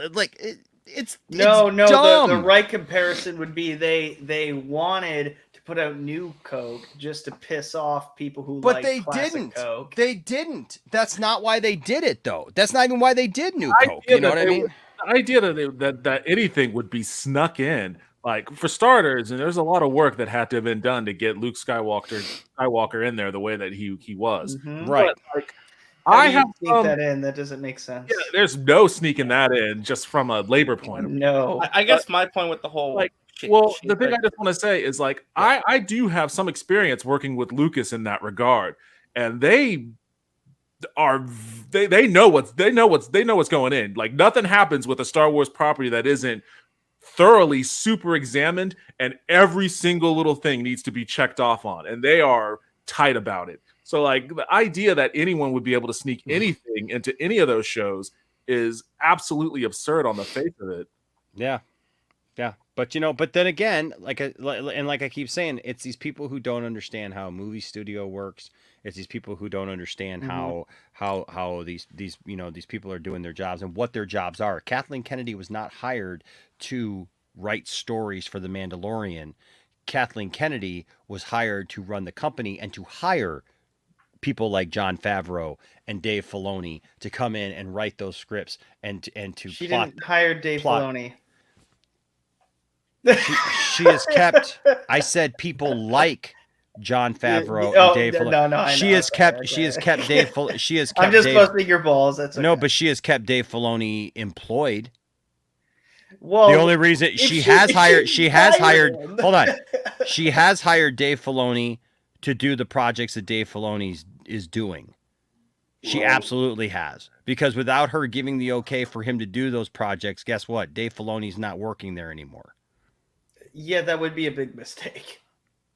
I'm not saying if it would be a good mistake or a good thing. I'm not saying that it would be a good thing. Right. I'm saying though, according to certain people, and you know who those people are, people act like Dave Filoni is running the show over there, or other people are running the show, and He it's is. literally her that writes the checks. It's her that makes those decisions. So if she wanted to really ruin it, yeah, she could go, no, thanks, Dave. Appreciate it. Appreciate all you did on Clone Wars. Appreciate all you did on Rebels. Hey, but you know what? We're going to move forward with something else. Yes, she hired Jon Favreau to come in. She didn't have to put Dave Filoni in that mix. There's nothing that says she had to put Dave Filoni in that mix, but she made that decision. Dave Filoni's where he is because of her. It goes back to the point that you can't blame Kathleen Kennedy for all that you don't like about Star Wars or I don't like about Star Wars and not give her credit for everything that is absolutely great about Star Wars right now. You just can't. You do have to take the good with the bad. You know? And so that's the thing. And I think the Star Wars is in a much better place now, than Are you sure? Than I ever? am very sure. You know what? Yeah, than ever, because I think that it's finally in a place where that it is in a position where it can move forward into the future and provide new content, like for people like William who want new content, new stories with new characters, developing outside of the Skywalker saga era. Right. And then at the same time, also providing us stories and background for things like the sequels where we needed that, because you were covering 30 years was such a jump that it was like a jar to people's system. And so, yeah, you're going to get all that filled in. For those of us who love that era, I love that era, man. I love this. I have no problem with seeing stories within the Skywalker saga. I love that. Like I literally had somebody tell me today in a thread that they were pissed off that they were doing live action, basically that Ahsoka is going to be a live action like Rebels series. It's a sequel. That What they are you were talking mad. about? They were mad that they didn't just do it Right. as animation. With And Rosario Dawson? Yeah. And No, yeah, they were saying that they basically wanted the sequel to Rebels to be animated and not a live action show. Maybe it's because they like the voice actress. I don't know. It wasn't about Ahsoka though. It was about Rebels. It was about the TV show Rebels. They wanted they wanted an animated sequel to Rebels, and I made the comment that, well, we're getting live action Rebels. Like we're literally getting Sabine Wren, Ezra Miller, Ahsoka. We're getting Ezra Miller, Ezra Bridger, and Empire better watch Sabine, out. yeah, right, and Sabine Wren, Wren in that show, in that Ahsoka show. That's what we're getting in that, basically. So we're basically getting the live action version of a sequel to Rebels, and the person says, "Well, that's the problem with it," and I went, "How is that a problem?" Well, I can understand though if you're more of a fan of Star Wars animation that it feels like, man, I'm getting a sequel to one of my favorite animated shows, but it's in a different medium that I'm not so much of a fan Fuck of. them, RJ. Fuck them. Well, no, it's not. It's not like that. It's like I understand. them. Like, I mean, I don't think you should be like complaining or be toxic about it. But I can understand there's like slight disappointment if it's in a different medium that you're not as much of a fan of, or they're played by different actors, not the voice actors who crafted those characters that like you fell in love with initially. Yeah, but live action is different than animation, and you can't just look. I love what's her name who voiced Ahsoka. Ashley Eckstein, yes. Yeah, she love was her. Ahsoka. She was the one who crafted that character. I get it, but a live action version of her wouldn't have worked. It would no, not but have worked. I think she understands. She doesn't even look. No, well, she does know that. She's been trying to tell the fans that, but the fans are the ones who are trying to, they were trying to push the idea that like she got screwed over and she was secretly mad and all this stuff. I mean, what about Sam? What? Sam who? People want him to play Darth Maul, which is like really. Hey, I'm fine with that. I think Sam Witwer could translate to live action Maul. Yeah, he actually is a live action actor first and foremost. He is a professional actor. Yeah, he also played Doomsday on Smallville. I'm good. Jr. I don't know. Well, you can't hold that against him though. I mean, one bad role, don't mean nothing. I mean, he's proved himself in a lot of other stuff that he's has been he? In. Yes. What has he proved himself in? He's been in a couple movies and like he played did motion capture work for a video game where it's all his face and facial acting. No. Yeah, I know he was Star Killer. We all know he was Star Killer. No, I'm not talking about Star Killer. I'm talking about the game Days Gone. Okay, but still, yet that is not the same as being a breakout actor. No, it's not, dude. No. I Dude. think he could. I think he can be a strong live action actor as well. Thinking he could be a strong. I'm not saying that he can't be a strong live action actor because I actually really like Sam Witwer. So I'm not saying that he couldn't. I'm just saying like there's a big difference though in us thinking that he could and saying that he's proven himself. Because I don't think that he's proven himself besides doing the voice acting that he's done, which he does a tremendous job as a voice actor. He was also in Supergirl, remember, Enosh? Oh, that would be a shot against him. So let's not bring up Supergirl because nobody was good in Supergirl. So only Melissa, unfortunately. All right, guys, I'm gonna bounce. Yeah, we're done here. But hey, thanks, Devin. Appreciate you being here tonight, man.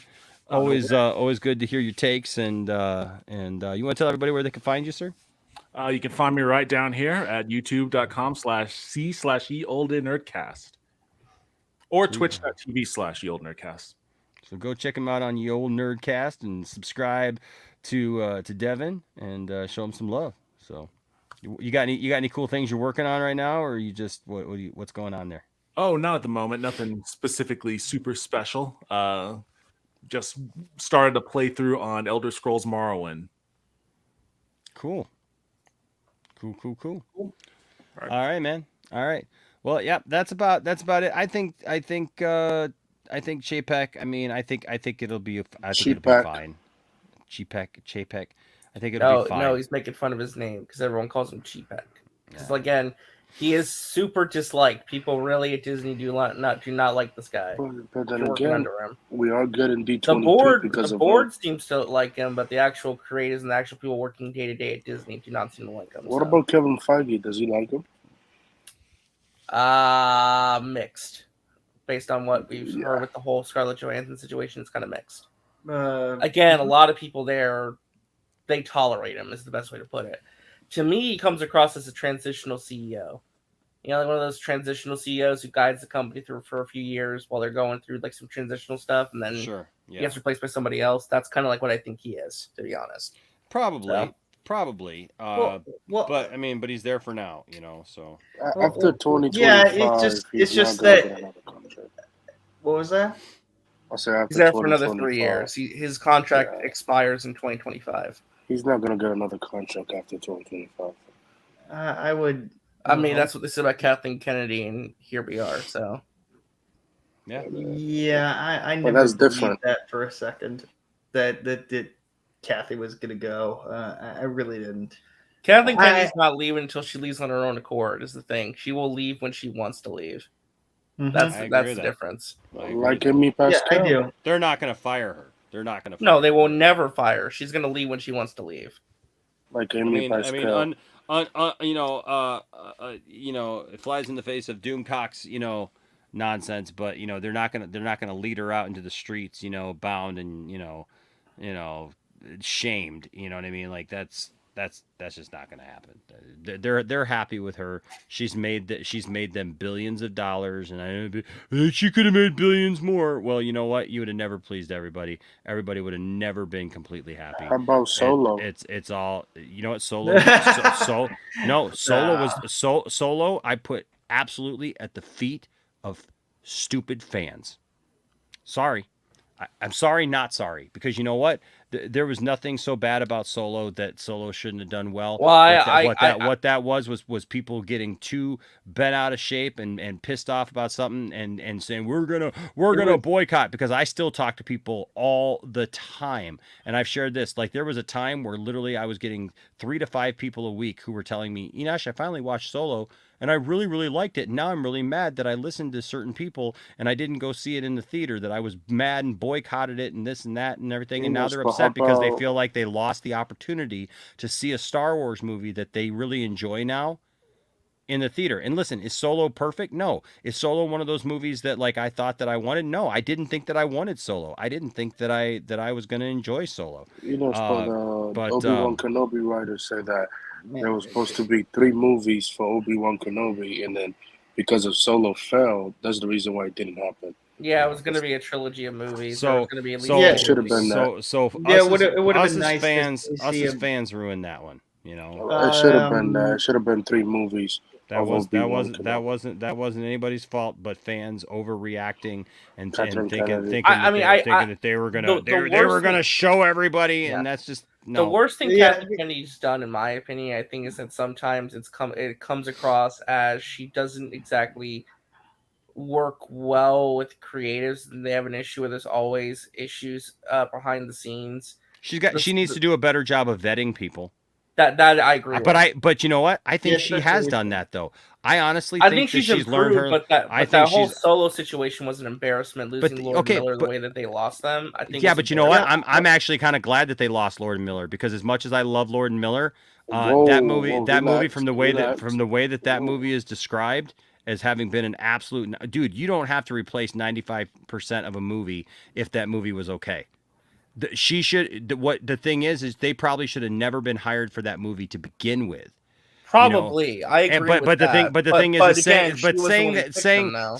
but what I'm saying is I think that she has learned from her mistakes. Nobody's perfect. I'm not going to sit here and act like Kathleen Kennedy has never made a mistake. That's not the point. I'm saying is that I believe she has learned from her. You know, like to say, well, I think she might learn from her mistake, but man, that movie back then, when did that movie come out, guys? Right? It was 4 years ago. Just saying she has learned from her mistakes. We're in a golden age right now where there's a lot of really great Star Wars right now. Did, and people won't give her credit for this, but the best thing she did is she was like, "Oh, Jon Favreau, you want to make a Mandalorian show? Yeah. Dave Filoni, you're trying to make an animated Mandalorian show. How about instead I put you two together and you guys collaborate on this?" Right. She was the one who set them up that way. She thought she put them together, be like, "Okay, you two talk with each other and come up with something," and then we got what we got. So, yeah, smartest thing she ever did. I think we're in a golden age right now of good Star Wars, Kenobi and it's only going to get better. It's only going to continue to. What do you mean, Monkey G was like? Listen, you may not like the show, but numbers wise, it did amazing. It was not a flop. Now we can talk about creative flop. But that's what Kenobi you mean, did not flop. It did not flop though. No, It it might get a did not. season And I actually am among the minority of my peers when I say that last episode of Kenobi was pretty good. That was great. I'm like that almost. I mean that pretty much made the show worth it. Yeah, I mean, like I said, I had yeah. I'm sorry, I didn't mean to cut you off. I was gonna say, like, I may have had issues on the journey, how we got there, but I love the destination where we ended. So I mean, that kind of was like okay with me. Like I'm like, I loved the entire ride. You know what? And as long as we all got to the same place, you know what? I think we're good. How about in D23 they announced Kenobi season 2? I don't think they should make a season 2. If they are going to do it, how many years left into New Hope? It's 10. They got 10 more years. 10 more years. So they still could do another story there. Yeah, I really would like to know how Obi-Wan aged to Alec Guinness. And that time, dude, he's in the desert, dude. It's the desert, man. It's the desert, man. People can age in 10 years, man. People slide like that all the time, dude. In 10 years, Ewan McGregor still looks very much like Ewan McGregor, and doesn't even have any gray hair. Okay, but here's the thing: he's not Ewan McGregor. Curious. He's Obi-Wan Kenobi. So Obi-Wan Kenobi, we know, did age that way in those 10 years. Well, it's not a fact. You can't bring real world stuff and go to, well, Ewan McGregor wouldn't age that way. I mean, like, because Ewan McGregor's got different genetics than Alec Guinness has. Not what I mean. And he was absolutely because Obi-Wan was in the desert in the harshness of the Tatooine sun day in and day out. And so we absolutely know that Kenobi aged that way over that time. So it should no longer be a thing of, well how could it have happened? Come he wasn't even halfway there yet? He was, dude. No, dude. Go back and watch episode 3, and then go and actually watch Kenobi again. Ewan McGregor, look, Ewan McGregor looks really great, but also people of this day and time, dude. Look at people like Sherman Hemsley, dude, who was George Jefferson, and he was in his early to mid 30s when he played George Jefferson, and he looked like an old man then. Like people back then, dude, look different than they do now. Yeah, dude. It's also people's health is different, bro. Yeah, well, it's also just suspension of disbelief. It's kind of like something, even if you don't think it's that. I mean, just kind of suspend your disbelief in that regard. Yeah, I do agree with what Vikram is saying, though. I would not mind. I know it's been rumored. I would not mind a Darth Vader spin-off series just D+. That could be really. I'd be down with that. I'd be down with that. I don't know when you would set it though. Like when would you have that show take place? Set it in those 10 years, man. Set it in those 10 years after. Because the comics have explored so much. Like they've explored from episode 4 to episode 5, and now from episode 5 going to episode 6. They have not really got too much into. You're talking about the Darth Vader solo comic, right? Yeah. Oh, okay. So you could definitely tell stories about him tracking down the last of the Jedi, about him getting over the anger of at Kenobi that he had, because obviously he told the Emperor that he was done with it, but obviously he was still. Yeah. Honestly, it could pick up right where the Kenobi series ended. Instead of just do Kenobi, just do Vader the show. Man, seeing Qui-Gon last week, man, was amazing. Seeing Liam Book. Actually, okay, so I want to ask you something really quick, Enosh, just really quick. And this is not me like complaining, it's just an actual canonical question. Sure. So I saw some people debating this, that in the Clone Wars, based on what was said before, was that Qui-Gon never completed the training, so he couldn't turn into a Force ghost. Yeah, no, he didn't. But it's actually okay. So in this book right here, a certain point of view, there's actually a story about how Qui-Gon continued to learn after he became one with the Force. Just because you become one with the Force doesn't mean that you cannot keep learning. And so he did. And so he was learning to eventually be able, because he wanted to be able to appear to Obi-Wan and to work with Obi-Wan. That was what he was training for to begin with before he died. Exactly. So in that one instance in Clone Wars, he couldn't yet. He had not achieved it yet. he was just a voice. He was only a voice for Yoda. Yes. But he did achieve it.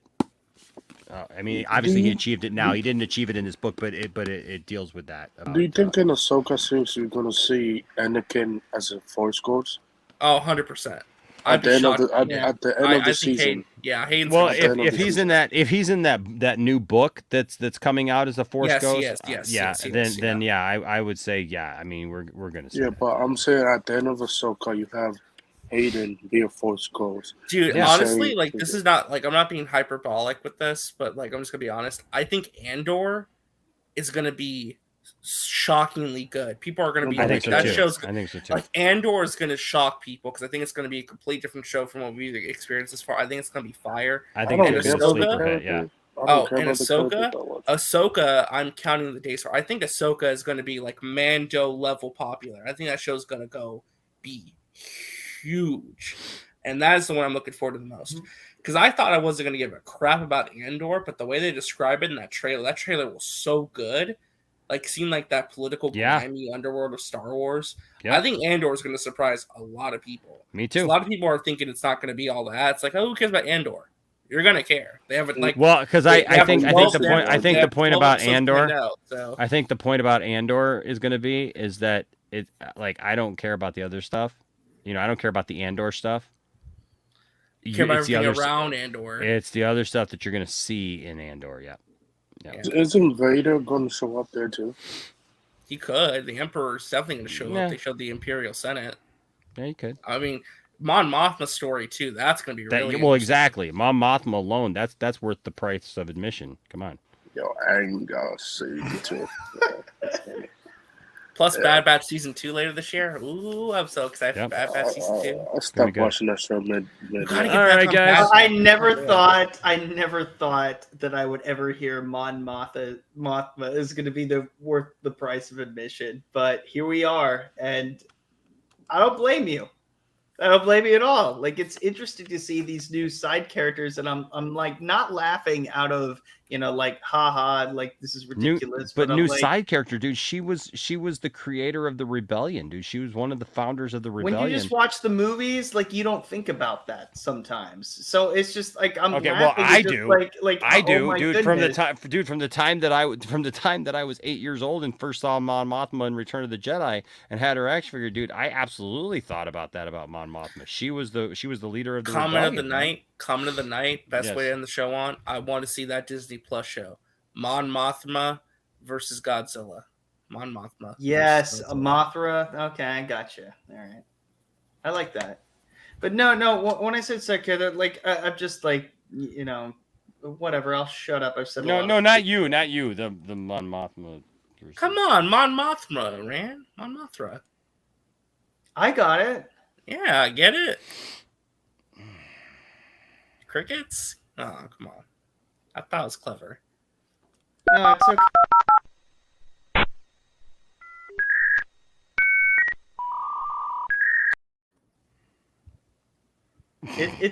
It's okay. I thought my radio joke hours ago was gonna be funny, but forgot to last night. You forgot to end the show. William ended for you. The show, What's that? yeah. Last night you forgot to end the stream. No, I didn't forget to end the stream. You know what happened? So I texted William. Yeah, it crashed right as I was getting ready to hit the final outro. Yeah, but the router rebooted and like had to like download something or whatever, and so I literally did the whole thing, and I went to go hit the outro, and as soon as I went to go hit the outro, it like the entire thing went blank, and I was like sitting here, and then it was telling me that I had no internet connection, and I was like I couldn't even get back in to finish it up, and so I was hoping that you guys would be able to, that I knew William would be able to, so yeah, I was just like stupid. Right at the last second. How does that happen? Like right at literally the last second. I don't get that. But anyways, thank you to everyone who's joined us tonight, man. We had a great full panel tonight, man. What an awesome show. I'm glad that you guys were here. If you were here for the whole thing, or if if you're stuck out a little bit, it's good to have you guys here tonight. Thank you to all of my panel. Justin, you want to tell them where you can be found, sir? At the Justin Proper. Yep, on Twitter and on Thursdays, This Week in Bullshit, 7 p.m. Eastern. I'm a lot funnier, a little smarter than, and less tired. I make a lot more sense there. I don't. Will Enos be on Bullshit? What's that? Will Enos be on the show? He has been. I have been on the show before. Yes. That was a lot of fun. It was I thoroughly enjoyed that. It was a good show. It was a good show.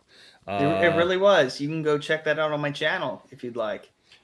All right. And RJ, Yeah. what are you doing now, man? You changed channel like 6 times in the last month. What's No, going I on? didn't change it 6 times. I just updated the name. It's you can follow me at the Marvel Maniac, uppercase I in Marvel, not L, just so I could keep that username for Twitter at least. YouTube, same thing. It's the Marvel Maniac. I'm not really guiding the plan right now. Shout out though, real quick though, on my Twitter, my pinned tweet, I got to talk to Patrick Shoemaker, Tony Hinden, and T. Franklin, all of which were involved with the Harley Quinn animated series. T. Franklin did a Twitter space. Fantastic conversation with them. I had a lovely time talking to all of them for the break time that I did. They talked about season 3. They talked about some of the cut jokes in there. They talked about James Gunn a little bit. They talked about Are they doing a Hero-gasm episode? There's gonna be a lot of banging. So yes, gonna be a lot of banging in the season. So It's gonna be fingers. Well, no, the banging is like real quick. Did you see the trailer? No, not yet. No. Okay, so I won't. I won't. Just watch the trailer. There's a secret society that they're having some fun with. That's all I'm gonna say. So okay, banging and a secret society that they have fun with. What kind of series is this again? This is Harley Quinn on HBO Max. It's an adult animated series for adults. Oh. Well, okay. it's Court of Owls, right? Yeah, it's the Court of Owls. Yes, they're doing the. Okay, it's for adults. All right. I saw that. I thought you were talking about like a new actually one. Sounds okay. Oh no, I meant the teaser that came out today.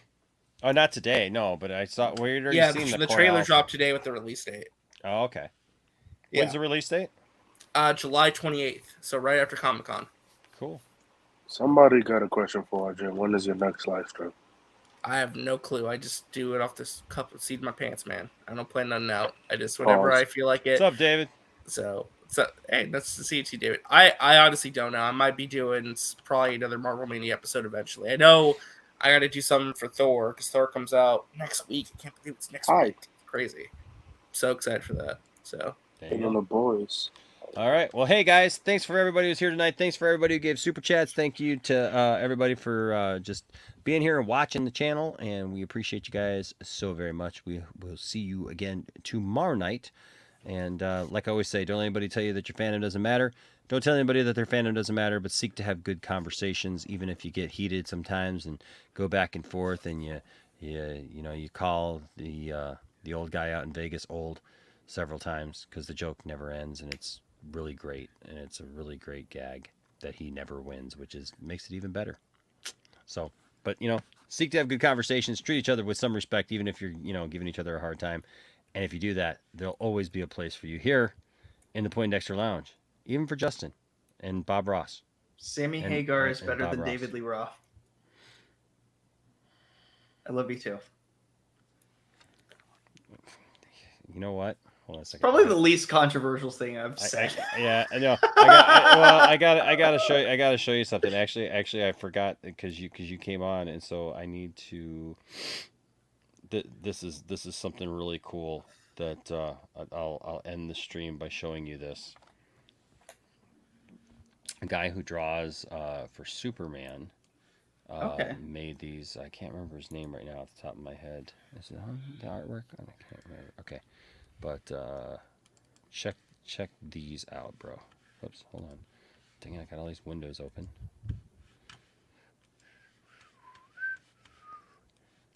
We could have done this afterwards. No. This is too cool. This is too important. This is too cool to not do. Okay. So check this out. Oh wow! Oh my goodness! Yeah, it's not real, but it's still cool. That's actually it'd be awesome. It'd be awesome if it was a real comic. I wish it was a real comic, but no. I make for a great poster though. Like to print. I know, right? Wouldn't it? First electrifying issue. Also in this issue, the adventures of Diamond Dave. Boise bop, zitty bop. But look at that, man. Isn't that awesome? And then look there. Adventures of David Lee Roth. Oh man, that is a hairy chest. Well, that's a very hairy chest. He had a hairy chest, man. What are you gonna do? He still does, probably. Probably. I love it from the pages of Van Halen. The Adventures of David Lee Roth. So 80s, dude. And like he also took from like the first couple Superman covers, like with this orange background here, and yeah, dude, it's good stuff, man. Doesn't that look awesome? That looks incredible, and you got the guitar from it's not Van Halen too, but it's like the white one that he has. Is that on the first Van Halen? I think cover? So. Yeah. So that's like the beginning of their adventures when they're young kids in Pasadena. There you go. Like that, I like that. I want this to be real. Me too, man. Me too. Thank you for sharing that. That was totally worth it. You're welcome. You're welcome. All right, guys. Treat each other well and stay nerdy. All right? And we'll see you next time here in the Poindexter Lounge. Bye-bye.